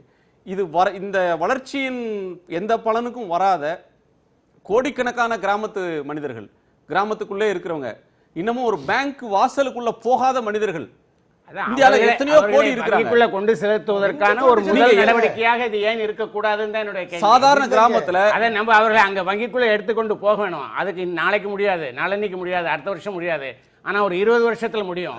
ஆனா என்னைக்காவது ஒரு நாள் ஆரம்பித்தால் தான் அது 20 வருஷத்துல முடியும். நீங்க இன்னொரு சொல்றீங்க ஆரம்பிக்கிறோம் நம்ம, அவ்வளவுதான். கடன் அட்டை இருக்கிறவங்க நீங்க காசே கொடுக்காம கடன் அட்டைக்கு கீரையும் காய்கறியும் வாங்கிக் கொள்ளலாம், அது நீங்க பெரிய கடைகள்ல வாங்குன்றீங்க. சாதாரண கிராமத்துல, ஒரு நகராட்சியில, ஒரு ஊராட்சியில, பேரூராட்சியில ஒரு தள்ளுவண்டி, நான் இதுக்கு சொல்றேன் இல்ல, அது எவ்வளவு எண்ணிக்கையில் இருக்குன்னு சொல்றேன். இப்ப வந்து ஆர்கனைஸ்டு ட்ரேட் நடக்கிறதுக்கு பேரலா அதை காட்டிலும் அதிகமான அளவுல சிறு வணிகர்கள், சிறிய நடைபாதை கடை வியாபாரி நடத்துறவங்க வந்து அவங்க எக்கானமி பெருசா அவங்கலாம் இப்ப பேங்க்குக்கு உள்ள போறாங்க சார், அவங்க போயிருக்காங்க, இந்த பரிவர்த்தனை அத்தனை நீங்க கணக்குல கொண்டு வர முடியுமான்னு கேக்குறேன். இந்தியா உலகம் முழுக்க புரியாதவங்க இப்படி பேசுவாங்க. இல்ல உலகம் முழுக்க உண்மையான இந்தியா என்ன வேற எக்கனாமிக்ஸ் இருக்கு. அந்த எக்கனாமில வந்து அவங்க என்ன சொல்றாங்களா, எங்களுக்கு பெரிய டினாமினேஷன் நோட்டு வேண்டான்னு அவங்க சொல்றாங்க. இப்போ வந்து நீங்க அமெரிக்கால வந்து $50 வந்து இஸ் a big ஒரு பெரிய நோட். அது வந்து அது ஆனா வந்து அவங்க வந்து இந்த கிரெடிட் கார்டு யூஸ் பண்றவங்க, டெபிட் கார்டு யூஸ் பண்றவங்க, நெட்ல டிரான்ஸ்ஃபர் பண்றவங்க, பேடிஎம் மாதிரி இதில் ட்ரான்ஸ்ஃபர் பண்ணுறவங்க அவங்க என்ன சொல்கிறாங்கன்னா, எங்களுக்கு ஹையர் டினாமினேஷன் நோட்டு வேண்டான்னு சொல்கிறாங்க அவங்க. ஏன்னா அது கேஷ்லெஸ் எக்கானமி. அவங்ககிட்ட ஹையர் டினாமினேஷன் நோட் இருந்தால் it is more a risk for him. நீங்கள் வெளியில் போகும்போது உங்களை மக் பண்ணி உங்கள் பணத்தை எடுத்துகிட்டு போக முடியும். அப்போ வந்து இது வந்து இம்ப்ராக்டிக்கலான ஒரு விஷயம் இல்லை, உலகத்தில் பல இடங்களில் நடக்குது. அது ஏன் இங்கே நடக்கக்கூடாது? அதுக்கான இன்னைக்காவது ஒரு இடத்துல ஆரம்பிக்கணும். அது இன்னைக்கு ஆரம்பிக்கலாம். அதான் ஒரு இடைவேளைக்கு பிறகு பேசலாம். அதுக்கு முன்னாடி ஒரு 5 கேள்விகளை நான் முன்வைக்கிறேன். இடைவேளை இதுக்கு மாத்திரம் சொல்லிடுறேன். நீங்க எப்படி நடக்கும்னா எலக்ட்ரிசிட்டி பல கிராமங்கள்ல இப்ப கொண்டு வரும், ஒவ்வொன்றா கொண்டு வரும், இத்தனை கொண்டு வரும். அடுத்த டைரக்ஷன் அப்படிதானங்க போனோம். நடக்காது, வரவே வராது. உட்கார்ந்துருப்பீங்க. விவாதத்தில் பேச வேண்டியது ஒரு 4-5 புள்ளிகள் இருக்கு. ஒரு இடைவேளைக்கு பிறகு பேசலாம். அதற்கு முன்னால் நான் எழுப்ப வேண்டிய ஒரு 4-5 கேள்விகள்ன்றது வந்து, இந்தியாவை திரு தேவசகாயம் அவர்கள் புரிந்து கொண்ட இந்தியா வேறு, திரு மாலன் அவர்கள் புரிந்து கொண்ட இந்தியா வேறு. 2 விதமான இந்தியா இருக்கு. இந்த 2 விதமான இந்தியாவுக்கு நீங்க சொல்ற இந்த கேஷ்லெஸ் எக்கானமி அப்படின்ற ஒன்றை நோக்கி நாம் அவ்வளோ வேகமாக பயணப்பட முடியுமா அப்படின்னு ஒன்று. எந்த இந்தியா சுருங்கி கொண்டிருக்கிறது, எந்த இந்தியா விரிந்து கொண்டிருக்கிறதுன்னு பார்த்தா உங்களுக்கு புரியும். We'll talk இல்லை அது சொல்லலாம். அதுக்கு வந்து வேறொரு கருத்தை கூட திரு ஜெயரஞ்சன் எழுதியிருந்தார். அதாவது நியோ லிபரலிசம் ஓவர்சோல்டு. இந்த நீங்கள் சொல்கிற இந்தியா வளர்ந்துருக்குன்னு நீங்கள் சொல்கிற இந்தியா அப்படி உண்மையிலே வளரல, மாறாக இடைவெளி அதிகமாக இருக்கு. பணக்காரர்கள் ஏழைகளுக்கான இடைவெளி அதிகமாக இருக்கு. நானே எழுதியிருக்கேன் 2-3 நாளைக்கு முன்னால் தினமணியில். ஆனால் நான் என்ன சொல்றேன்னா, அது மாற்ற முடியும். அது வந்து மாற்ற முடியாததல்ல. இல்ல நீங்க வந்து simple take a simple statistics. 10 வருஷத்துக்கு முன்னால வந்து எவ்வளவு பெற்ற பேங்க் அக்கவுண்ட்ஸ் இருந்தது, இன்னைக்கு எவ்வளவு பெற்ற பேங்க் அக்கவுண்ட்ஸ் இருக்கு. 10 வருஷத்துக்கு முன்னால எவ்வளவு பெற்ற கிரெடிட் கார்டு இருந்தது, இன்னைக்கு எவ்வளவு பெற்ற கிரெடிட் கார்டு இருக்கு. 10 வருஷத்துக்கு முன்னால ஆன்லைன் ட்ரேடிங் எவ்வளவு, இன்னைக்கு ஆன்லைன் ட்ரேடிங் எவ்வளவு. So you take statistics and study. ஒரு 5 கேள்விகளை முன் வச்சு நம்ம இந்த தீபாவளிக்கு ஆன்லைன்ல எவ்வளவு பெரிய ட்ரேடிங் இன்னைக்கு யார் பண்ணது? ஒரு இடைவேளைக்கு பிறகு பேசலாம். அதற்கு இடைவேளைக்கு பிறகு ஒரு ஸ்பெசிபிக் பாயிண்ட்ஸ்குள்ள மட்டும் பேசலாம். இந்த முயற்சி 1978ல இன்றைக்கு 1000 ரூபாய் நோட்டு செல்லாது, 500 செல்லாதுன்னு சொன்னது முதல் முறை இல்ல, கடந்த காலத்திலும் செய்யப்பட்டிருக்குது. அன்னைக்கு சொல்லப்பட்ட கருத்தும் 1000 ரூபாய் செல்லாதுன்னு அறிவிக்க வேண்டிய போது அவ்வளவு நெருக்கடி வந்துருச்சுன்னு அவங்க மத்திய அரசு அறிவித்த நேரத்தில் அது இப்ப சொல்லப்பட்ட காரணமும் இப்ப சொல்லப்பட்ட காரணமும் ஒண்ணுதான், கள்ளப்பணத்தை ஒழிக்க போறோம்ன்றது. அன்னைக்கு பண்ணாங்களே, நம்மளுடைய சைஸ் வேற, நம்மளோட growth rate வேற. சரி, சதவீத அடிப்படையில் அன்னைக்கு எவ்வளவு சதவீதம், நம்மளுடைய growth rate வேற. அதை விவாதிக்கலாம். அது கடந்த காலத்தில் எடுக்கப்பட்ட நடவடிக்கைன்றது என்ன பலனை தந்தது, இந்த புற எடுக்கிற நடவடிக்கை என்ன பலனை தரப்போகிறது. 1000 ரூபாயை ஒழிச்சிட்டு 2000 ரூபாய் நோட்டை கொண்டு வர்றீங்களே அப்படின்னு சிதம்பரம் அவர்கள் கேட்கிற கேள்வி. பாபா ராம்தேவ் சொன்னார் 500, 1000 இது வந்து ஒரு கள்ள பணத்தினுடைய ஒரு குறியீடாக சொன்னார். அது வந்து எளிதாக பதுக்க முடியுதுன்னு சொன்னார். இந்த 2000ன்றது யாருக்கு பயன்படும், இந்த 2000ன்றது வர்றது மறைமுகமாக இந்த கள்ளப்பணம் ஒழியாம தொடர்றதுக்கே வழிவகுக்குமா அப்படின்ற கேள்வி வருது. அத்தோட அரசியலுக்காக அப்படின்னு சொல்றார். இது அரசியலுக்காக அப்படின்னு மட்டும் இதை பார்க்க முடியும். ஒரு முக்கியமான முடிவை சாதாரண மக்களையும் பாதிக்கும் அப்படின்னு தெரிஞ்சே ஒரு அரசு எடுக்குதுன்னா அது வெறும் அரசியல் லாப நோக்கத்துக்காக மட்டுமே எடுக்கிற நடவடிக்கை அப்படின்னு புறக்கணிச்சிட முடியுமான்ற பல கேள்விகள் இருக்கு. நாம் ஒரு இடைவேளைக்கு பிறகு எல்லாத்தையும் பேசலாம். ஒரு சிறு இடைவேளைக்கு பிறகு காலத்தின் குரல் தொடரும்.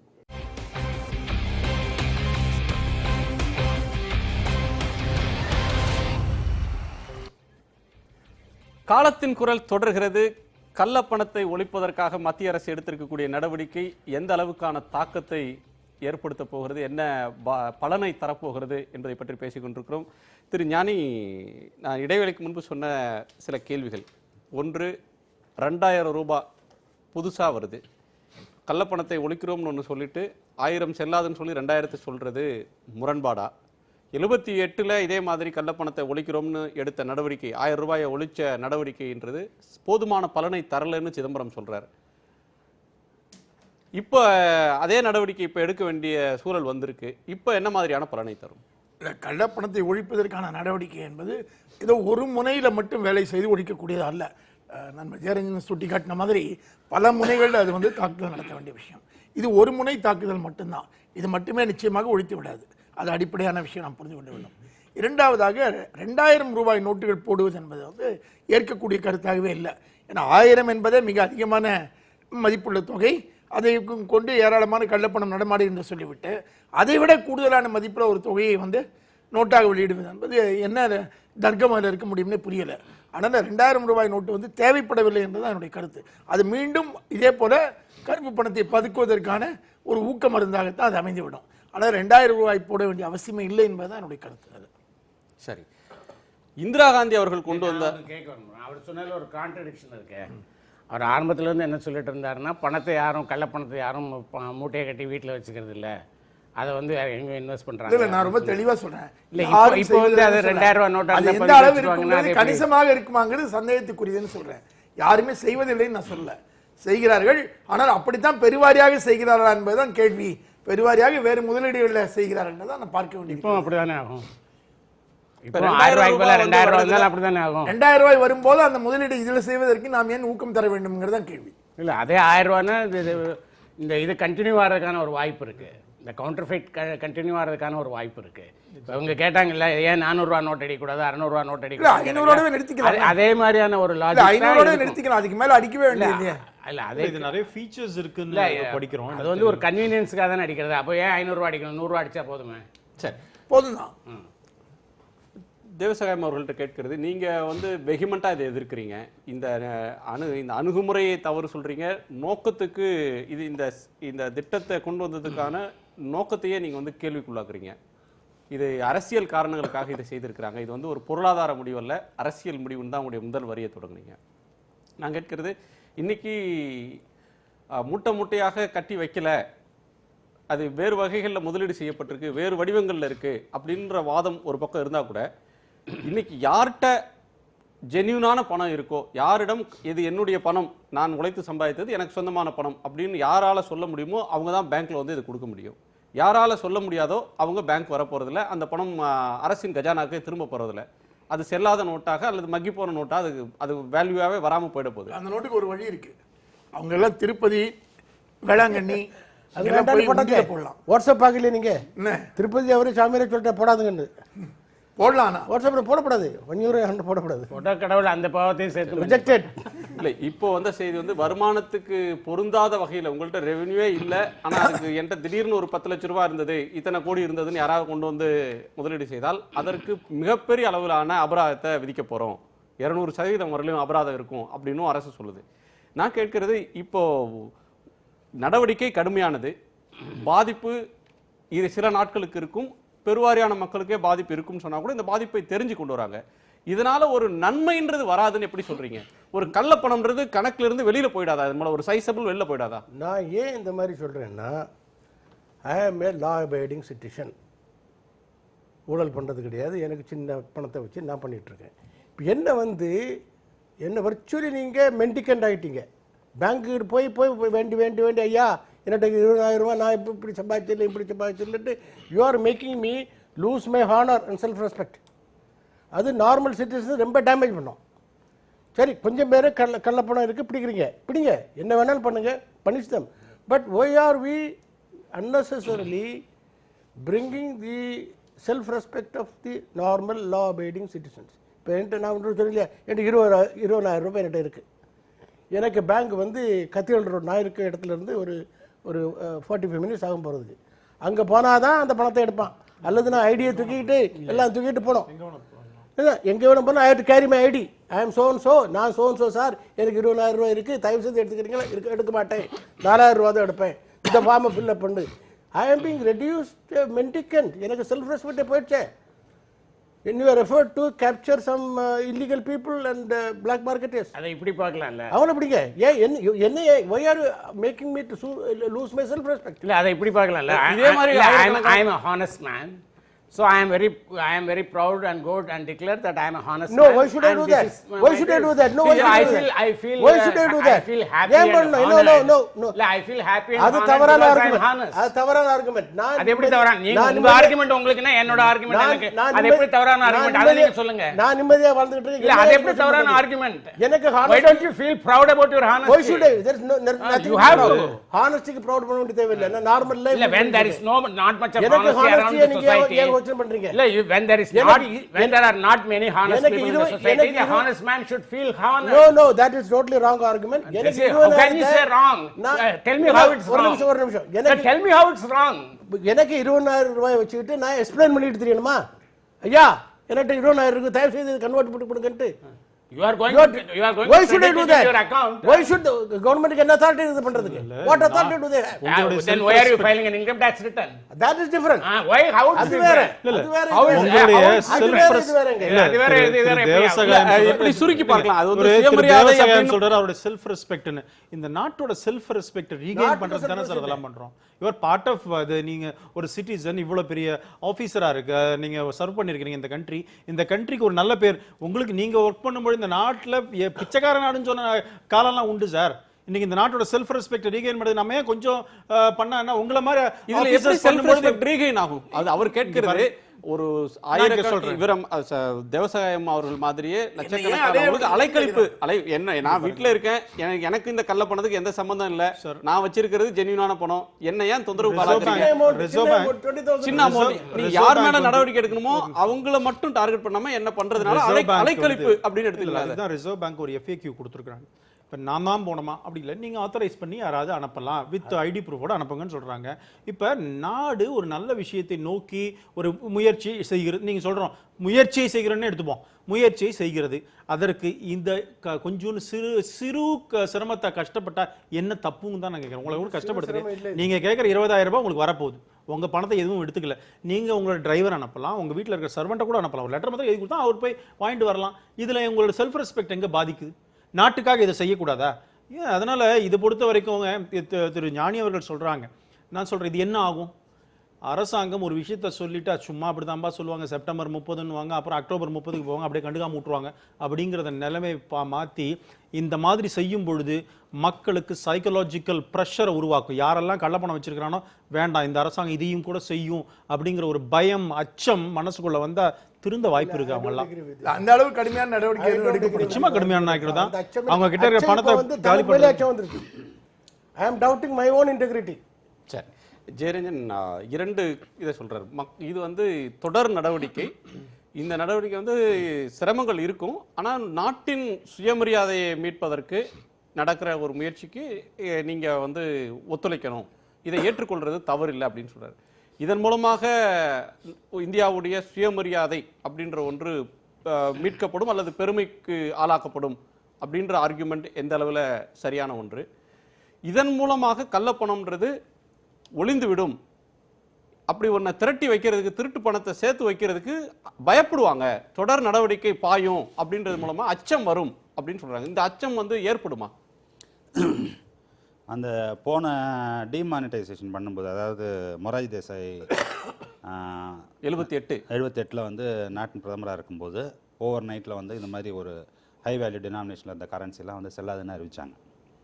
அப்போது ரிசர்வ் பேங்கினுடைய கவர்னர் வந்து ஐஜி பட்டேல், நிதி அமைச்சர் வந்து ஹெச்எம் பட்டேல். ஹெச்எம் பட்டேலுக்கு வந்து ஐஜி பட்டேல் ஒரு கடிதம் எழுதுறாரு. என்ன எழுதினார் அப்படின்னு கேட்டிங்கன்னா, என்ன புரிதல் உங்களுக்கு இது? எப்போ நான் சொல்கிறது 78லேயே என்ன எழுதியிருந்தாருன்னு கேட்டிங்கன்னா, இந்த மாதிரி ஒரு நெய்வான அண்டர்ஸ்டாண்டிங்னு சொல்கிறார். எப்படின்னு கேட்டிங்கன்னா, மேலெழுந்த வாரியாக ஒரு பாப்புலர் பர்செப்ஷனில் இருக்க மாதிரி நீ நினச்சிக்கிட்டு இருக்கீங்களே, கள்ளப்பணம் வச்சுருக்கிறவங்கலாம் எல்லோரும் தலைவணி உரையிலையும் சாக்கலையும் போட்டு வச்சுருக்காங்கன்னு நினச்சிக்கிட்டு இருக்கீங்களா? அந்த மாதிரி யாருமே கிடையாது. உங்களுக்கெல்லாம் நல்லா தெரியும் வந்து அதை வந்து ரொம்ப நாள் ஸ்டாக்கில் வச்சுருக்க மாட்டாங்க, உடனே அது இன்வெஸ்ட்மெண்ட்டை நோக்கி போயிடும் அப்படிங்கிறது. இந்த முடிவு எப்படி நீங்கள் எடுக்கிறீங்க? இந்த முடிவுனால என்ன பயன் இருக்குது? எந்த பயனுமே இல்லை இதனால் அப்படின்னு சொல்லிட்டு அப்போ எழுந்த லெட்டர் மட்டும் இல்லை, பின்னாடி அவருடைய மெமோயர்லேயும் எழுதியிருக்காரு. அது என்னென்னு கேட்டிங்கன்னா, அதனால் எந்த பயனும் ஏற்படலை அப்படிங்கிறது தான் அதனுடைய ஒரு இது. ஏன் அதை சொல்ல வரோம் அப்படின்னு கேட்டிங்கன்னா, நீங்கள் சொல்கிறோம்ல எப்படின்னு கேட்டிங்கன்னா, இந்த மாதிரி வந்து இதை பண்ணோம்னாக்கா நாடு வந்து சுபிட்சம் அடைஞ்சிரும் அப்படின்னு சொல்கிறது ஒன்று. ரெண்டாவது வந்து சுயமரியாதை பற்றி, செல்ஃப் ரெஸ்பெக்ட், நாட்டினுடைய செல்ஃப் ரெஸ்பெக்டை பற்றியும் மக்களுடைய செல்ஃப் ரெஸ்பெக்ட் பற்றியும் பேசுகிறோம். இப்போது சுயமரியாதைன்னு என்னுடைய புரிதல் என்ன அப்படின்னு கேட்டிங்கன்னா, முதல்ல ஒருத்தன் வந்து இன்னொருத்தனை அப்ரெஸ் பண்ணாமல் இருக்க தான் சுயமரியாதை. ஒருத்தனுடைய சுயமரியாதையில் இருக்குன்னு கேட்டிங்கன்னா, இன்னொருத்தனை அப்ரெஸ் பண்ணாமல் இருக்கிறது வந்து அவனுடைய சுயமரியாதையே வருது. ரைட்டா? இதை வந்து டைட்டில் கிடையாது, தலையில் அணிஞ்சிக்கிறதுக்கு இல்லை எங்கேயோ போய் வாங்கிட்டு வர்றது இல்லை. இன்னொருத்தனை அப்ரெஸ் பண்ணாமல் இருந்தீங்கன்னா அதான் உன்னுடைய சுயமரியாதை. ஒடுக்காம. ஆமாம், இன்னொருத்தனை ஒடுக்காதீங்க. ஆமாம். ரெண்டாவது நாட்டினுடைய பெயரால் இது வந்து தொடர்ந்து நடக்கிறது. எப்படின்னு கேட்டிங்கன்னா, நேஷனலிசம் பேசுகிறவங்க எல்லாரும் செய்யக்கூடிய விஷயம் என்னன்னு கேட்டிங்கன்னா, நீ சாக்ரிஃபைஸ் பண்ணணும். சரி, நான் சாக்ரிஃபைஸ் பண்ணுறத விட யார் சாக்ரிஃபைஸ் பண்ணுறா? என்ன அப்படின்னு கேட்டிங்கன்னா, நீங்கள் என்ன டாக்ஸேஷன் பாலிசி வச்சுருக்கிறீங்க? டாக்ஸேஷன் பாலிசி படி என்னை வந்து எந்த பொருள் வாங்கினாலும் நீ டேக்ஸ் கட்டி ஆகணும். நான் மட்டும் இல்லை, நான் என்ன டேக்ஸ் கட்டுறனோ அதே தான் எங்கள் வீட்டில் வேலை செய்கிறவங்களும் கட்டணும். அதுதான் வந்து நேஷனலிசமா? அதுதான் சுயமரியாதையா? நாட்டினுடைய சுயமரியாதையா? அப்போது இவ்வளோ க்ரோயிங் இன்இக்வாலிட்டி இருக்குது, அது வந்து மேலே மேலே மேலே பெருகி போயிட்டு இருக்குது அப்படின்னு சொல்லி கேலப்பிங்னு சொல்கிறான். எல்லாம் வேர்ல்ட் பேங்க் வார்ன் பண்ணுறான், IMF வார்ன் பண்ணுறான், இந்த மாதிரி போயிட்டுருக்கீங்களே, என்ன ஆக போகிறீங்க நீங்கள் அப்படின்ட்டு. யூரோப்பில் வந்து அதெல்லாம் கண்டெயின் பண்ணணும்னு சொல்லி அவங்களாம் சேலில் இறங்கிட்டு இருக்கும்போது நீங்கள் அது எதையுமே செய்யாமல் இந்த நடவடிக்கையின் மூலமாக வந்து நாட்டினுடைய சுயமரியாதை நாங்கள் காப்பாற்ற போகிறோம் அப்படின்னு சொல்கிறது வந்து என்ன அடிப்படையில் அதை சொல்கிறாங்கன்னு தெரியல. சொல்கிறதுக்கு ரொம்ப நல்லா இருக்குங்கிறதுனால சொல்கிறாங்களா, அல்லது என்ன அடிப்படை இருக்குது அதில்? சரி, 78 சொல்றீங்க, 78ல் உள்ளது பலன் அளிக்கலன்னு சொல்றீங்க. ஆனால் 78ல் இருந்த பொருளாதார நிலைமை என்ன? அன்னைக்கு புழங்கின தொகை என்ன? அன்னைக்கு எவ்வளோ பேர்கிட்ட 500 ரூபா நோட்டு 1000 ரூபா நோட்டு இருந்தது. இன்னைக்கு சர்வசாதாரணமாக மக்கள்கிட்ட புழங்கிட்டு இருக்கு.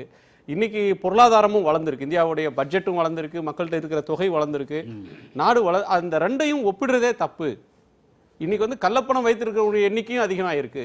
அப்போ 78 உதாரணத்தை காட்டி கடந்த காலத்தில் தோற்று போனதுனாலேயே ஒரு முயற்சி தோற்றதுனாலேயே இப்பவும் அது தோற்று போயிடும் அப்படின்ற முடிவுக்கு எப்படி வரீங்க? நான் எப்படி வரேன் அப்படின்னு கேட்டிங்கன்னா, தொடர்ந்து இதற்கான முயற்சிகள் செய்துக்கிட்டே தான் இருக்காங்க. வாலண்டரி டிஸ்க்ளோசர் எத்தனாவது ஸ்கீம் இது?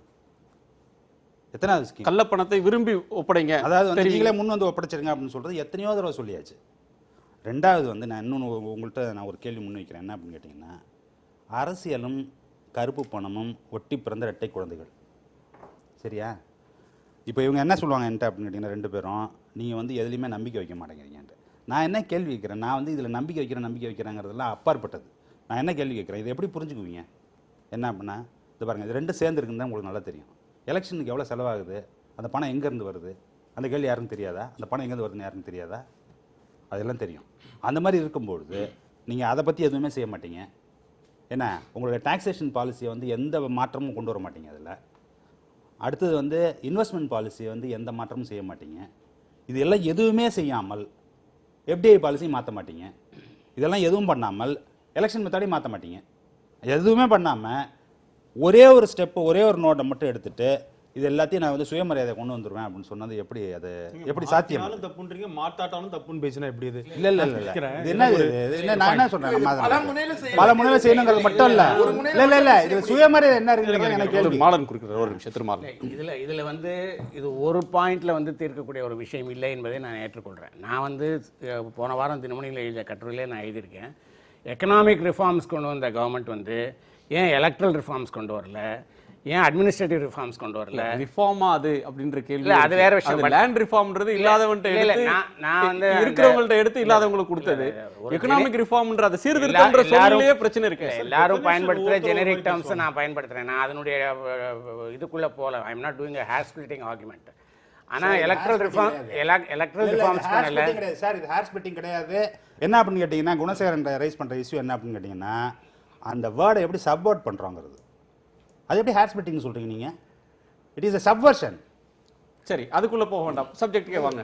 தேர்தல் சீர்திருத்த பொருளாதார எக்கனாமிக் ரிஃபார்ம்ஸ் பண்றவங்க நம்ம ஏன் எலக்ட்ரல் ரிஃபார்ம்ஸ் பண்றது இல்ல, நம்ம ஜுடிஷியல் ரிஃபார்ம்ஸ் பண்றது இல்ல, அட்மினிஸ்ட்ரேட்டிவ் ரிஃபார்ம்ஸ் பண்றது இல்ல, எஜுகேஷன் ரிஃபார்ம்ஸ் பண்றது இல்ல?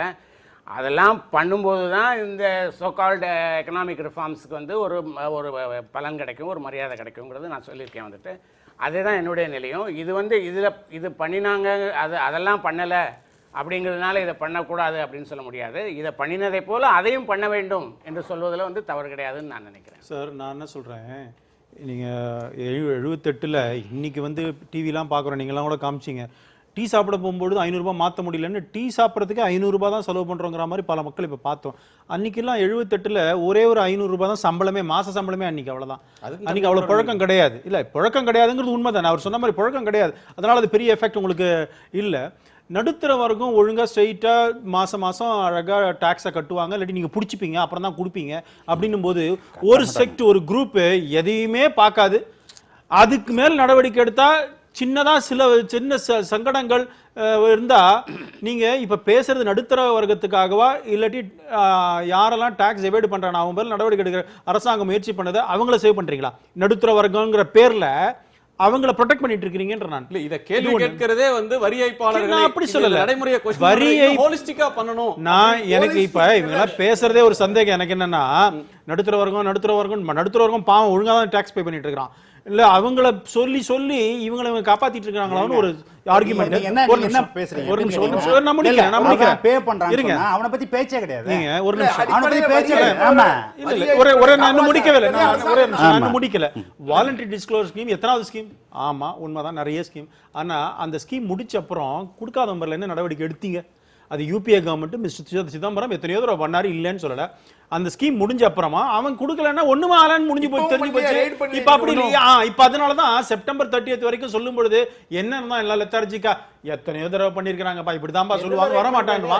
இப்ப இந்த முடிவை எடுக்கும் பொழுது, இந்த நடவடிக்கை எடுக்கும் பொழுது நிச்சயமா பிரஷர் மவுண்ட் ஆகும். இது சைக்கலாஜிக்கல் பிரஷர் கிரியேட் பண்ணும். இதுதான் நான் சொல்ல வருது.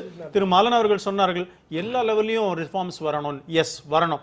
அதுக்காக தான் ஜுடிஷியல் ரிஃபார்ம்ஸ் கொண்டு வந்தா சுப்ரீம் கோர்ட் ஷட் டவுன் பண்றாங்க. ஜிஎஸ்டி ரிஃபார்ம்ஸ் கொண்டு, அது ஜிஎஸ்டி தான் அது ஒரு ரிஃபார்ம். அது வந்து டாக்ஸ் ரிஃபார்ம் கொண்டு வந்திருக்கிறோம்.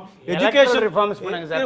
அரசியல் கட்சிகள் வந்து கேஷ்ல வந்து நன்கொடை அக்செப்ட் பண்ண கூடாதுங்கற ஒரு லெஜிஸ்லேஷன் சொல்றேன். எஜுகேஷன் நியூ எஜுகேஷன் பாலிசியை கொண்டு வரோம். ஒவ்வொரு செக்டார்லயும் ரிஃபார்ம்ஸ் கொண்டு வந்துட்டு தானே இருக்கிறோம். இது ஒரு அடுத்த முயற்சி. ஒரு நிமிஷம். எனக்கு ரெண்டு பக்கம் வந்து ரிஃபார்ம்ஸ் பற்றி பேசுறாங்க, நான் எலக்ட்ரல் ரிஃபார்ம் பற்றி பேசுறேன். 2.5 வருஷம் ஆச்சு இந்த கவர்மெண்ட் வந்து. ஒரே தான் மோடி சார் சொல்றாரு சைமல்டேனியஸ் எலெக்ஷன் அப்படின்னு பேசிட்டு இருக்காரு. ஒரு 4-5 தடவை பேசியாச்சு. எலக்ட்ரல் ரிஃபார்ம்ஸ் 15-20 வருஷமா எலெக்ஷன் கமிஷன் எழுதி கொடுத்த 15 லிஸ்ட் அப்படியே உட்காந்துட்டு இருக்கு. பொலிட்டிக்கல் பார்ட்டிஸ் இன்னைக்கு கூட ஒரு டிசிப்ளினோ ஒரு இதோ ஒன்றுமே கிடையாது. பொலிட்டிக்கல் பார்ட்டிஸ் ஆக்ட் வந்து டிராஃப்டில் உட்காந்துட்டு இருக்கு. 2.5 வருஷமா ஒரு வார்த்தை எலக்ட்ரல் ரிஃபார்ம்ஸை பற்றி பிரைம் மினிஸ்டர் பேசவில்லை. Let me complete. இதில் வந்து பிக்கஸ்ட் இன்னைக்கு இந்தியாவில் பெரிய உள்ளதில் பெரிய பிரச்சனை எலக்ட்ரல் இன்டெகிரிட்டி இல்லை, கண்ணியம் இல்லாத மிகவும் மோசமான தேர்தல் நடந்துகிட்டு இருக்கு. கரப்ட் தலைவர்களே கரப்ட் மீன்ஸில் எலெக்ட் ஆகி மேலே வராங்க. அதுக்கப்புறம் நீங்கள் வந்து இதெல்லாம் மேலண்டான பண்ணிக்கிட்டு இருக்கீங்க தவிர பேசிக் ரிஃபார்ம் பற்றி இதுவரை பிரைம் மினிஸ்டர் ஒரு தடவை கூட பேசலை. இது வந்து எக்கனாமிக் ரிஃபார்ம் கிடையாது, திஸ் அ மானிட்டரி ரிஃபார்ம். இந்த ஸ்டெப்பை வந்து பிரைம் மினிஸ்டர் அனௌன்ஸ் பண்ணுறதுக்குள்ள தேவை கிடையாது. இது governor of the Reserve Bank தான் அனௌன்ஸ் பண்ணிக்கணும். This is a purely Reserve Bank matter. இதை வந்து பிரைம் மினிஸ்டர் அனௌன்ஸ் பண்ணிட்டு கிரெடிட் எடுக்கிறார். ஒரு நிமிஷம். பிரைம் மினிஸ்டர் பேச வேண்டிய தேவை கிடையாது. ஒரு பொலிட்டிக்கல் வில் இதுல இருக்கு. No, there is no political. அது வந்து கேபினெட் கமிட்டி டிசிஷன் பண்ணோம்னா பொலிட்டிக்கல் வில் வந்தாச்சு. அதுக்கப்புறம் ரிசர்வ் பேங்க் கன்வே பண்ண வேண்டியது the entire matter to be discussed by the Reserve Bank of India. Secretary கூட முதல்ல வந்து ஒரு பொலிட்டிக்கல் டிசிஷன் சொன்னாரு. செக்ரட்டரி கூட வந்துட கூடாது. இல்ல அதான் நீங்க வந்து என்ன புரிஞ்சுக்கணும்னா எல்லா எகனாமிக் டிசிஷன்ஸுமே பொலிட்டிக்கல் டிசிஷன்ஸ். நான் ஒன்னு கேக்குறேன். லிபரலைசேஷன் அது பொலிட்டிக்கல் ஆர்பிஐ ஒரு தன்னாட்சி அமைப்பு. சரி இப்படி கேக்குறேன். when it is a political decision, what is wrong in a ஒரு பொலிட்டிக்கல் CEO அத பத்தி அனௌன்ஸ் பண்றதுல what is wrong சொன்னவங்க தான். நான் என்ன கேக்குறேன், சர்ஜிக்கல் ஸ்ட்ரைக் நடக்கும் பொழுது சொன்னது வந்து மிலிட்டரி கமாண்டரின் அது மிலிட்டரி ஆபரேஷன் சீஃப் தான் வந்து சொல்றாரு. அப்ப மட்டும் நீங்க என்ன சொன்னீங்க, மோடி இப்படி பண்ணாரு, மோடி அப்படி இது பொலிட்டிக்கலா எடுத்த முடிவு. நீங்க சொன்னது ஆர்மியோட ஆபரேஷன் சீஃப் சொல்லுங்க, அதுக்கும் நீங்க அப்படிதானே பிராண்ட் பண்ணீங்க. அது கமாண்டர் சொன்னதோட நின்று இருந்தா பிரச்சனை இல்ல. கமாண்டர் சொல்றதை நாங்க ஏத்துக்கிறோம் அப்படின்னா எல்லா கட்சியும் ரியாக்ட் பண்ணாங்க. அது அரசியல் மேடைகள்ல பாஜகவும் அதை வந்து பயன்படுத்தி அரசியல் மேடைகள்ல பயன்படுத்தினாங்க. இல்ல இது அப்பட்டமான ஒரு political decision. This is a blatant political decision. அதன் மூலமான ஒரு பொலிட்டிக்கல் மைலேஜை வந்து அந்த கட்சியை எடுத்துக்கொள்வதற்கு முயற்சிப்பது வந்து இது இந்தியாவில் வந்து ஒன்றும் புதுசு இல்லை. இது வந்து பெரும்பாலான பொருளாதார முடிவுகளை வந்து அரசியல்வாதிகள் தான் நாடாளுமன்றத்தில் அறிவிப்பாங்க, பட்ஜெட்டில் அறிவிப்பாங்க. எல்லா பொருளாதார முடிவுகளுமே அரசியல் முடிவுகள் தான், அரசியல் லாபங்களை கருதி எடுக்கப்படுகிற முடிவுகள் தான். அதை அந்தந்த அரசியல் கட்சிகள் தங்களுடைய அரசியல் ஆதாயங்களுக்கு அதை பயன்படுத்தி கொண்டு இருக்கிறதுங்கிறது தான் இங்க இருக்கக்கூடிய வரலாறு, இங்க இருக்கக்கூடிய வரலாறு, இங்க இருக்கக்கூடிய நடைமுறை, இங்க இருக்கக்கூடிய யதார்த்தம். ஆனால் இதுல வந்து பெருசா வந்து ஆர்கியூ பண்றதுக்கு ஒன்றும் இல்லை. அதுல வந்துட்டு சாதாரண மக்கள் இதுல நடுத்தர காங்கிரஸ் கவர்மெண்ட் இருந்தா அவங்களும் இதான் பண்ணிருப்பாங்க வந்துட்டு. இல்ல வந்து வேற ஏதோ ஒரு கவர்மெண்ட் இருந்தா அவங்களும் இதான் பண்ணிருப்பாங்க. சீஃப் மினிஸ்டர் வந்து இல்ல தமிழ்நாடு சீஃப் மினிஸ்டர் வந்து ஏன் 110 விதியில வந்து அவங்களே வந்து அறிவிக்கிறாங்க. அதுல இருக்கக்கூடிய அரசியல் ஆதாயத்தை அவங்க கட்சிக்கு தவறு. அதாவது நீங்க என்ன பண்றீங்கன்னா அப்ப இது ஏற்கனவே இருக்கக்கூடிய ஒரு யதார்த்தம், ஒரு இருக்கக்கூடிய நடைமுறை. நீங்க அரசியல் கட்சிகளை வைத்து தேர்தலை நடத்துகிற போது அரசியல் கட்சிகள் அவர்களுக்கான ஆதாயங்களை அவர்கள் எடுத்துக்கொள்ள முயற்சி. பிரச்சனையே அதுதான். அப்ப இன்ஸ்டிடியூஷன்லாம் வைண்ட் அப் பண்ணிருங்க. ரிசர்வ் பேங்க் வேண்டாம், ஒண்ணுமே வேண்டாம், எல்லாம் அரசியலா இருந்துட்டு போட்டோம். ஒரு அமைப்பு இண்டிபெண்டன்ஸ், அது ஆட்டோனமஸ் பாடி இருக்குது. பொலிட்டிக்கல் டிசிஷன் எடுத்துக்கிட்டு கன்வே ரிசர்வ் பேங்க் கன்வே பண்ணுங்க. Who made the decision? This is a cabinet decision. This is not an arbitrary decision. That is all right. This is a cabinet decision. Decision எடுத்தாச்சு இது. But this is a cabinet decision. Who are the cabinet members? Responsibility of the எப்பயுமே cabinet briefing யார் நடத்துவாங்க? ஒரு மந்திரி நடத்துவாரு. சரி, கேபினெட்ல முடிவு எடுத்தா ஒரு மந்திரி பிரீஃப் பண்ணுவாரு பிரஸ்க்கு. இன்னைக்கு பிரைம் மினிஸ்டர் பிரீஃப் பண்ணாரு. இல்ல பிரஸ் கான்ஃபரன்ஸ் இல்ல. இதுல வந்து ஒரு மரபு மீறப்பட்டிருக்கிறது, தன்னாட்சி இத வந்து இது மீறப்பட்டிருக்குன்ற பார்வையை திரு தேவசகாயம் முன்வைக்கிறார்.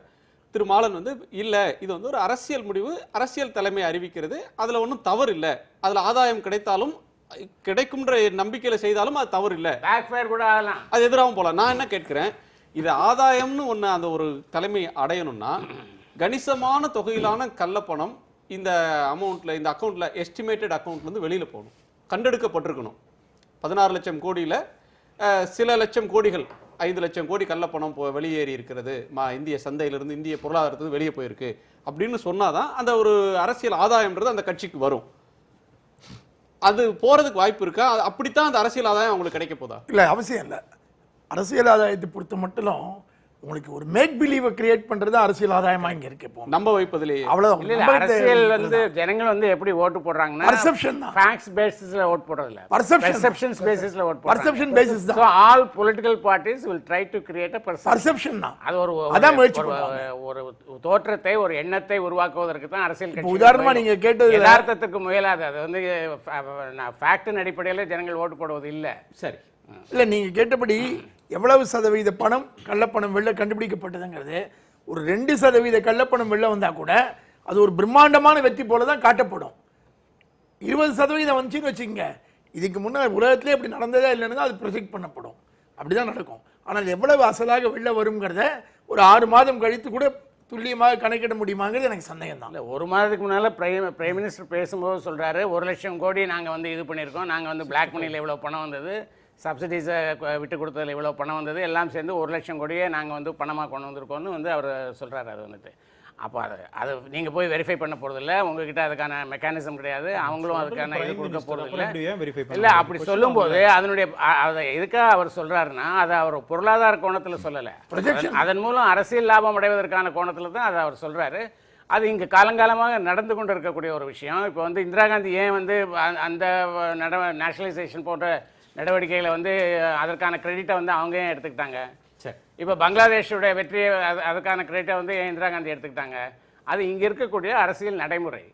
அதை நீங்கள் மாற்றாமல் இதை மாற்றணும்னு நீங்கள் எதிர்பார்ப்பது வந்து உலகம் முழுக்க எப்படி சாத்தியம்? ஒரு டவுட், தும்ப விட்டுட்டு வாழை பிடிக்கிற வேலை. 78ல ஒரு ஆர்டினன்ஸ் கொண்டு வந்து சட்டம் கொண்டு வந்து பண்ணாங்க. இந்த தடவை சட்டம் இல்லாமல் எக்ஸிக்யூட்டிவ் டிசிஷன் பண்ணாங்க. How legal it is? நீங்கள் கிளாரிஃபை பண்ண முடியுமா? எனக்கு தெரியாது. சரியாதா?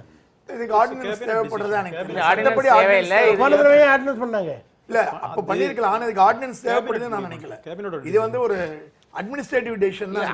அது தவிர வந்து எது லீகல் டெண்டர் எது லீகல் டெண்டர் இல்லை என்பதை டிசைட் பண்ணக்கூடிய அதிகாரம் வந்து ரிசர்வ் பேங்க் உடையது. ஆமா, அதனால இதுக்கு வந்து ஒரு ஆர்டினன்ஸ் தேவையில்லை. கெசட்ல நேற்று இரவே நோட்டிஃபை பண்ணிருக்காங்க, அரசிதழில் இதை வெளியிட்டு இருக்காங்க. நான் என்ன கேட்கிறேன் திரு ஞானி, கடந்த 5 ஆண்டுகளில் மன்மோகன் சிங் ஆட்சி காலத்தில் அண்ணா ஹசாரே மூமெண்ட் தொடங்கின நாள்லேருந்து கள்ளப்பணம், பதுக்கல் பணம் அப்படின்ற ஒரு வந்து ஊழல் எதிர்ப்பு அப்படின்றது தொடர்ச்சியாக பொது ஊடகங்களில், பொது மேடைகளில் ஒரு விவாத பொருளாக தொடர்ந்து இருந்துட்டு இருக்கு. ஆனால் ஒரு அரசாங்கம் டிசைசிவாக நடவடிக்கை எடுக்கல அந்த ஆட்சியில் அப்படின்றது அந்த ஆட்சியின் மீதான குற்றச்சாட்டாக இருந்தது. இந்த அரசு எடுக்க தொடங்கியிருக்கு. அதை எடுக்கணும்னு அதில் முனைப்பு காட்டுறதாக அரசு வந்து வெளிப்படுத்துது. பிரதமருடைய பேச்சு அதை வெளிப்படுத்த பார்க்கிறது அப்படின்னு பார்க்க முடியாதா? இல்லை, இந்த அரசும் கூட முனைப்பு காட்டவில்லைங்கிறத உச்சநீதிமன்றத்தில் நடந்த விவாதங்கள் போதே பார்க்க முடிஞ்சது. வெவ்வேறு கட்டங்களில் உச்சநீதிமன்றத்தில் இந்த பிரச்சனை விவாதிக்கப்பட்ட போதே இந்த அரசும் அப்படி பெரிய முனைப்பு ஒன்றும் காட்டவில்லைங்கிறது அங்கே தெரிய வந்த விஷயம்.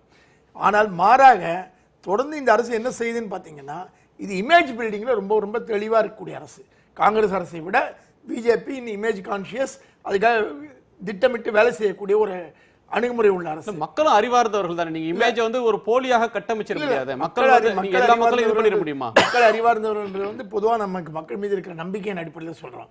ஆனால் அரசியலை பொறுத்த மட்டும் மக்கள் எல்லா நேரத்தையும் அறிவார்ந்தவர்களாக செயல்படுகிறார்கள். சந்தேகம், அறிவார்ந்தவர்களும் ஏமாளிகளாக ஆகக்கூடியது நம்ம அரசியல் ரீதியாக பார்க்கணும். ஏன்னா ப்ரொஜெக்ஷன் மூலம் யார் கையில் பலம் இருக்கு, ஊடக பலத்தை தொடங்கி பிரச்சார பலம் வரைக்கும் யார் கையில் பலம் இருக்குங்கிற விஷயம் இருக்கு. அதை பொறுத்து தான் பிம்பங்கள் கட்டமைக்கப்படுகின்றன. இந்த அரசு இந்த பிம்ப கட்டமைப்பில் தான் கருப்பு பணத்துக்கு எதிராக செயல்படுவதாக காட்டிக்கொள்ள தொடர்ந்து முயற்சிக்கிறதுங்கிறதுல சந்தேகமே இல்லை. அந்த நடவடிக்கையில் தொடர் நடவடிக்கையாக இதை பார்க்கலாம். அதாவது முதல்ல பேச ஆரம்பிக்கும் பொழுது இதை ஆதரிச்சு, ஆனா கொஞ்சம் ஏதோ இருக்கு, ரிசர்வேஷன் இருக்குன்னு ஆரம்பிச்சு நீங்க அதாவது அது ஒரு ஷோ காட்டணும், எலெக்ஷனுக்காக காட்டணும்னா தொடர்ச்சியே இருக்காதுங்க. இன்னைக்கு நாளைக்கு எலெக்ஷன், அதெல்லாம் இன்னைக்கு ஏதாவது பண்ணிடுவோம், அப்படிதான் எல்லாமே பண்ணுவாங்க. ஆனால் இந்த தொடர்ச்சியை நான் ஏற்கனவே சொன்ன இந்த விவாதத்திலேயே தொடர்ச்சி எப்படி வந்து கொண்டிருக்கிறதுன்னு சொன்னேன். அதனால் ஏற்கனவே டைம் கொடுத்து நடத்தலைன்னு சொன்ன உடனே இந்த மாதிரி நடக்கும் பொழுது அது அந்த அரசாங்கத்தினுடைய சின்சியரிட்டி காமிக்குது. பிரதமருடைய சின்சியரிட்டியை இந்த நடவடிக்கையில் காட்டு. ஞானி மட்டும் இல்லை, விமர்சிக்கக்கூடியவங்க காங்கிரஸில் வந்து 15 லட்சம் ரூபாய் கருப்பு பணத்தை மீட்டு வந்து ஒவ்வொருத்தருடைய அக்கௌண்ட்லேயும் போடுவோம்னு சொன்னாங்க. அது போடலை, அதுலேருந்து திசை திருப்புறதுக்காக இதை செய்கிறாங்க. தொடர்ச்சியாக வேலை வாய்ப்பு, பொருளாதார பிரதமர் எஜுகேஷன் பாலிசி அதெல்லாம் இன்னும் அரசின் மீதான ஒரு அதிருப்தி, எதிர்பார்ப்பை நிறைவேற்றல அப்படின்ற ஒரு நிலையில இந்த நடவடிக்கைன்றது ஒரு பிம்ப கட்டமைப்பு, ஒரு இமேஜ் பில்டிங்கான ஒரு முயற்சி அப்படின்ற விமர்சனத்தை ஞானி மட்டும் இல்ல மற்ற எதிர்க்கட்சிகளும் வைக்கிறாங்க. இருங்க, நான் பதில் சொல்றேன். 2014 பார்லிமெண்ட் தேர்தல் நடக்கும் பொழுது பிரதமர் அப்போ மோடி வந்து பேசும்பொழுது சொன்னார், இன்டர்போல் மீட்டிங் ஒன்று நடந்தது. அப்போ சிபிஐயோட டைரக்டர், யூபிஏ கவர்மெண்ட்ல டைரக்டர் சொன்னார், இந்தியாவுடைய பணம், கருப்பு பணம் வெளிநாட்டில் 75 லட்சம் கோடி இருக்குன்னு. அதை ரெஃபர் பண்ணி பிரைம் மினிஸ்டர் அப்போ பேசினார். இப்போ இந்த மாதிரி சொல்றாங்க, அந்த 75 லட்சம் கோடின்னு சொன்னா ஒவ்வொருத்தரோட அக்கௌண்ட்ல எக்கச்சக்க லட்சம் போடலாம், இப்படி தான் சொன்னாரே தவிர இவ்வளோ ஏன்னா யாருக்குமே தெரியாது. நாங்க வெளியில இருந்தோம், எங்களுக்கு எவ்வளவு அமித்ஷா ஜும்லானே சொன்னாங்க. இருங்க, அதுதாங்க பேச்சுல இப்படி சொன்னார், நானும் பார்த்திருக்கிறேன், பேச்சுல இப்படி சொன்னார். அதனால கொஞ்சம் இருங்க, அதனால இப்படித்தான் சொல்லப்பட்டது. இன்னொன்னு எதையும் நாங்க தான் எஜுகேஷன் பாலிசிங்க. தமிழ்நாட்டில் வேணா 2-3 கட்சி எதிர்க்கலாம் எஜுகேஷன் பாலிசியை. நீங்க நடத்துற மீட்டிங்ல, மினிஸ்டர் நடத்துற மீட்டிங்ல எல்லாரும் தான் ஆதரிச்சாங்க. சில amendments, it's a policy draft. அது அதுல நீங்களே கவர்மெண்ட் தானே உங்களை பல இதெல்லாம் கேட்டு சஜஷன்ஸ் கேட்டுது. அது பெரிய பில்லை கொண்டு வந்துட்டாங்களா, இதை முழுமையான இதை கொண்டு வந்துட்டதுக்கு அப்புறம் அது எல்லாரும் எதிர்த்து அதனால இங்க வந்து சப்பக்கட்டு கட்டிட்டு இருக்குமா? அது டிராஃப்ட், பல அமெண்ட்மெண்ட்டுக்கு உட்படுத்துன்னு தெரிஞ்சு தானே வந்திருக்கிறோம். அதே மாதிரி தான் யூனிஃபார்ம் சிவில் கோடு எல்லாமே அப்படிதான். அதனால அரசாங்கம் இது வேற அது வேற தொடர்ந்து நடவடிக்கை எடுத்துக் கொண்டிருக்கிறது. இது பிரைம் மினிஸ்டரோட சின்சியர் எஃபர்ட்டை நேற்றைய இந்த நடவடிக்கை தெளிவுபடுத்துது. குறுக்கிட்டீங்க இல்லை, என்ன வந்து நான் வேற விஷயத்தில் போக விரும்பல. கரப்ஷனை பற்றி 2.5 வருஷம் ஆச்சு. மதர் ஆஃப் ஆல் கரப்ஷன் வந்து எலக்ட்ரல் கரப்ஷன். 2.5 வருஷத்தில் ஒரு சின்ன திரும்ப கூட அவங்க தூக்கி வைக்கல. எலக்ட்ரல் ரிஃபார்ம்ஸில் கரப்ஷனை கண்ட்ரோல் பண்ணுறதுக்காக அதே மாதிரி கள்ளப்பணம் புரண்டுட்டு இருக்கு, கோடி கணக்காக புரண்டுருக்கு. எலெக்ஷன் அதே கரப்ஷன், அதே மாதிரி போகிற ஒரு பண்ணல. சைமில்டேனியஸ் எலெக்ஷன் பார்த்து பேசுகிறாரு. 2.5 வருஷம் ஆச்சு. இது வந்து லோக்பால் அதுக்கு முன்னாலே பாஸ் ஆகிடுச்சு. இதுவரை லோக்பால் இதுவரை செட்டப் பண்ணல. நீங்கள் கரப்ஷனை பற்றி பார்த்தா பேப்பரில் வரதை இது கண்ட்ரோல் பண்ணுறாங்களே தவிர இப்போ மீடியாவில் வரது கிடையாது. கரப்ஷன் முந்தைய மாதிரி 2G 3G 5Gன்னு வந்துகிட்டு இருந்து இப்போ வரல. அவ்வளோதான். வேற மற்றபடி முந்தைய விட ஜாஸ்தி கரப்ஷன் நடந்துகிட்டு இருப்போம். பிஜேபி ரூல் ஸ்டேட்ஸ்ல இருந்து சென்ட்ரல் கவர்மெண்ட் நான் வந்து எவிடன்ஸ் இல்லாம சொல்ல சப்ஸ்டான்ஷியேட் எவிடன்ஸ் நான் சொல்றேன். இப்ப சப்ஸ்டான்ஷியேட் பண்ணனும். டைம் இல்ல. சப்ஸ்டான்ஷியேட் பண்றது தப்பு. நீங்க வந்து ரெடி டு சப்ஸ்டான்ஷியேட் சொல்லுங்க. அது இன்னொரு விவாதம் சொல்லுங்க. அது இந்த அதனால நான் என்ன சொல்ல வரேன், இப்ப கள்ளப்பணத்தை மட்டும் ஒழிப்போம், அடுத்து வந்து ஊழல் கள்ளப்பணம். இதனால கள்ளப்பணம் ஒழிக்க போறது இல்ல. Genuine steps, electoral integrity, electoral corruption ஒழிச்சாதான் உண்மையாகவே கரப்ஷனை ஒழிக்க முடியும். உங்களுடைய நிறைவு கருத்து? இதனுடைய நோக்கம் வந்து உயர்ந்த ஒரு நோக்கம். அந்த நோக்கம் வந்து நிறைவேறுமா என்பதுக்கு வந்து நேற்றைக்கு அறிவித்து இன்றைக்கு வந்து நம்ம நிறைவேறுமா அப்படின்னு வந்து சொல்ல முடியாது. நம்ம அதை பொறுத்திருந்து தான் பார்க்கணும். அது வந்துட்டு ஆனால் அதற்கான ஒரு முயற்சி எடுக்கப்படுகிற போது அந்த முயற்சியை வந்து நம்ம டிஸ்கரேஜ் பண்ண வேண்டாம். அதை வந்து ஒரு எதிர்மறையான எண்ணங்களை உருவாக்க வேண்டாம். அந்த முயற்சி செய்து பார்க்கட்டும். அந்த முயற்சி பலன் கொடுக்கும் என்று நம்புவோம். பலன் கொடுக்கவில்லையானால் இதுக்கு முன்னால் இருந்த எத்தனையோ முயற்சிகளைப் போல இந்த முயற்சியும் பலன் கொடுக்கவில்லை என்று எண்ணிக்கொண்டு அடுத்து வேறு என்ன செய்வது என்பதை பார்க்கலாம். ஆனால் இந்த ஒரு விஷயத்தோடு இது நின்றுவிடக்கூடாது.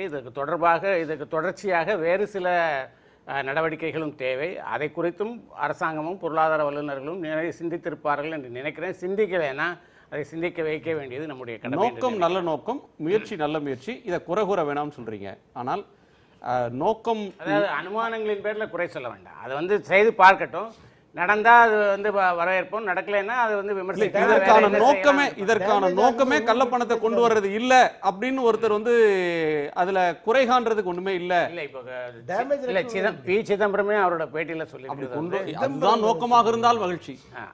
அவர் வந்து ரொம்ப கேர்ஃபுல்லா தான் வார்த்தைகளை போட்டிருக்காரு. இல்ல அவர் என்ன சொல்றாரு, even he underlined that they did not question the objective behind the move சொல்றாரு. அப்போ அதுக்கு அந்த நடவடிக்கைக்கு பின்னால் இருக்கிற நோக்கத்தை வந்து நாங்கள் கேள்வி கேட்கவில்லைன்னு அவங்களோட அரசியல் எதிரியாக இருந்தவர்களும் முன்னாள் நிதியமைச்சராக இருந்தவரும் அவங்க வந்து அதை சொல்கிறாங்க. அதை வந்துட்டு அதனால் அந்த நோக்கத்தை பற்றி கேள்விகள் இல்லை. நோக்கம் வந்து எப்படி நடைமுறைப்படுத்தப்படுகிறது, அது பலன் தருகிறதா என்பது தான் நம்ம பார்க்கணும். அதுக்கு 8ஆம் தேதி அறிவித்து 9ஆம் தேதி பலன் எதிர்பார்ப்பது வந்து அது வந்து ஒரு டூ ப்ரிமச்சுரல். அதே சிதம்பரம் தான் 2000 ஏன் கொண்டு வர்றீங்க அப்படின்றதுலேயே அந்த நோக்கத்தை அவர் அடிப்படையை சொல்லிவிட்டு தான் கேட்கிறார். இல்லை சிதம்பரம் சொல்வது என்னன்னா, அந்த நோக்கத்தை குறித்து கேள்விகள் இல்லை, ஆனால் வேற கேள்விகள் இருக்குன்னு அவர் வந்து கேட்கிறாரு. அந்த நோக்கத்தை அவர் கேள்வி கேட்கல, அதை எப்படி நடைமுறைப்படுத்துறீங்கிறது தான் அவர் கேள்வி கேட்கிறாரு. அதுக்கு அவரோட அப்ரோச் வேறையாக இருக்கலாம். ஸோ வெயிட் பண்ணி பார்க்கலாம், பொறுத்திருந்து இதனுடைய பலனை பார்க்கலாம். காஸ்ட் பெனிஃபிட் ரேஷியோவில் பெனிஃபிட் இருக்கான்றது தான் கேள்வி. சரி, உங்களுடைய நிறைவு கருத்து. என்னுடைய நிறைவு கருத்துன்னு சொன்னால் நான் தான் முதல்லேருந்தே சொல்லிட்டு இருக்கேன், இந்த அரசாங்கம் கருப்பு பணத்தை ஒழிப்போம் என்று மக்களுக்கு வாக்குறுதி கொடுத்துருக்குறோம்.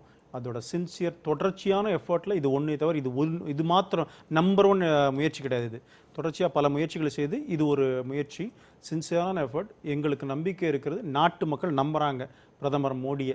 எதிர்க்கட்சிகள் சில கேள்வி கேட்பாங்க, இது எதிர்பார்த்தது தானே. இந்த மாதிரி சில பேர் பாதிக்கப்படுறவங்க, சில பேர் நீங்கள் பேசுங்க 4 பேரை வச்சு பேச வர்றதெல்லாம் எதிர்பார்த்த விஷயம். நாங்கள் ஆன்டிசிபேட் பண்ணது தான். நிச்சயமாக கருப்பு பணத்தை மீட்கின்ற இந்த நடவடிக்கையில் இந்திய அரசாங்கம், இந்திய மக்கள் வெற்றி பெறுவார்கள். ஜெயரஞ்சன், மக்கள் நம்புகிறார்கள், பிரதமர் மீது நம்பிக்கை வைத்திருக்கிறார்கள். நோக்கம் நல்லது, நோக்கத்தை குறை சொல்ல தேவையில்லை. உங்களுடைய நிறைவு. இந்த கருப்பு பணங்கிறது வந்து ஒரு ஸ்டாக், அதாவது வந்து ஒரு இடத்துல இருக்குது அப்படிங்கிற புரிதல் வந்து ரொம்ப எளிமையான ஒரு புரிதல், ரொம்ப எளிதாக எல்லாரும் புரிஞ்சுவாங்க. அந்த புரிதல் வந்து அதுதான் இதில் இருக்கக்கூடிய ரகசிய ஆயுதமே. அந்த புரிதல் தான் ரகசிய ஆயுதம். அந்த புரிதல் இருந்ததுனாக்க இந்த மொத்தமாக நடந்துருக்க நடவடிக்கையை நம்ம புரிஞ்சுக்கலாம். இந்த புரிதலை வச்சுக்கிட்டு நம்ம என்ன செய்கிறோம் அப்படின்னு கேட்டிங்கன்னா, அடுத்து இதை ஒழிக்கிறதுக்கு ஒரு நடவடிக்கை. ஆனால் கருப்பு பணத்தை ஒழிக்கிறதுக்கு இல்லை. கருப்பு பணம் இந்த மாதிரி தான் இருக்குங்கிற புரிதல் இருக்குல்ல, அதை பயன்படுத்திக்கிட்டு அதுக்கு உண்டான நடவடிக்கை எடுத்துகிட்டு இதுதான் அதை ஒழிக்க போகுது அப்படின்னு சொல்கிறது. அப்படி புரிஞ்சுக்கிட்டோம்னா தான் இது இப்போ இந்த பிரச்சனை வந்து எவ்வளோ பெரிய பிரச்சனை, அதில் ஒரே ஒரு பகுதியை மட்டும் தான் நம்ம பார்க்குறோம் அப்படிங்கிறது தெரியும்.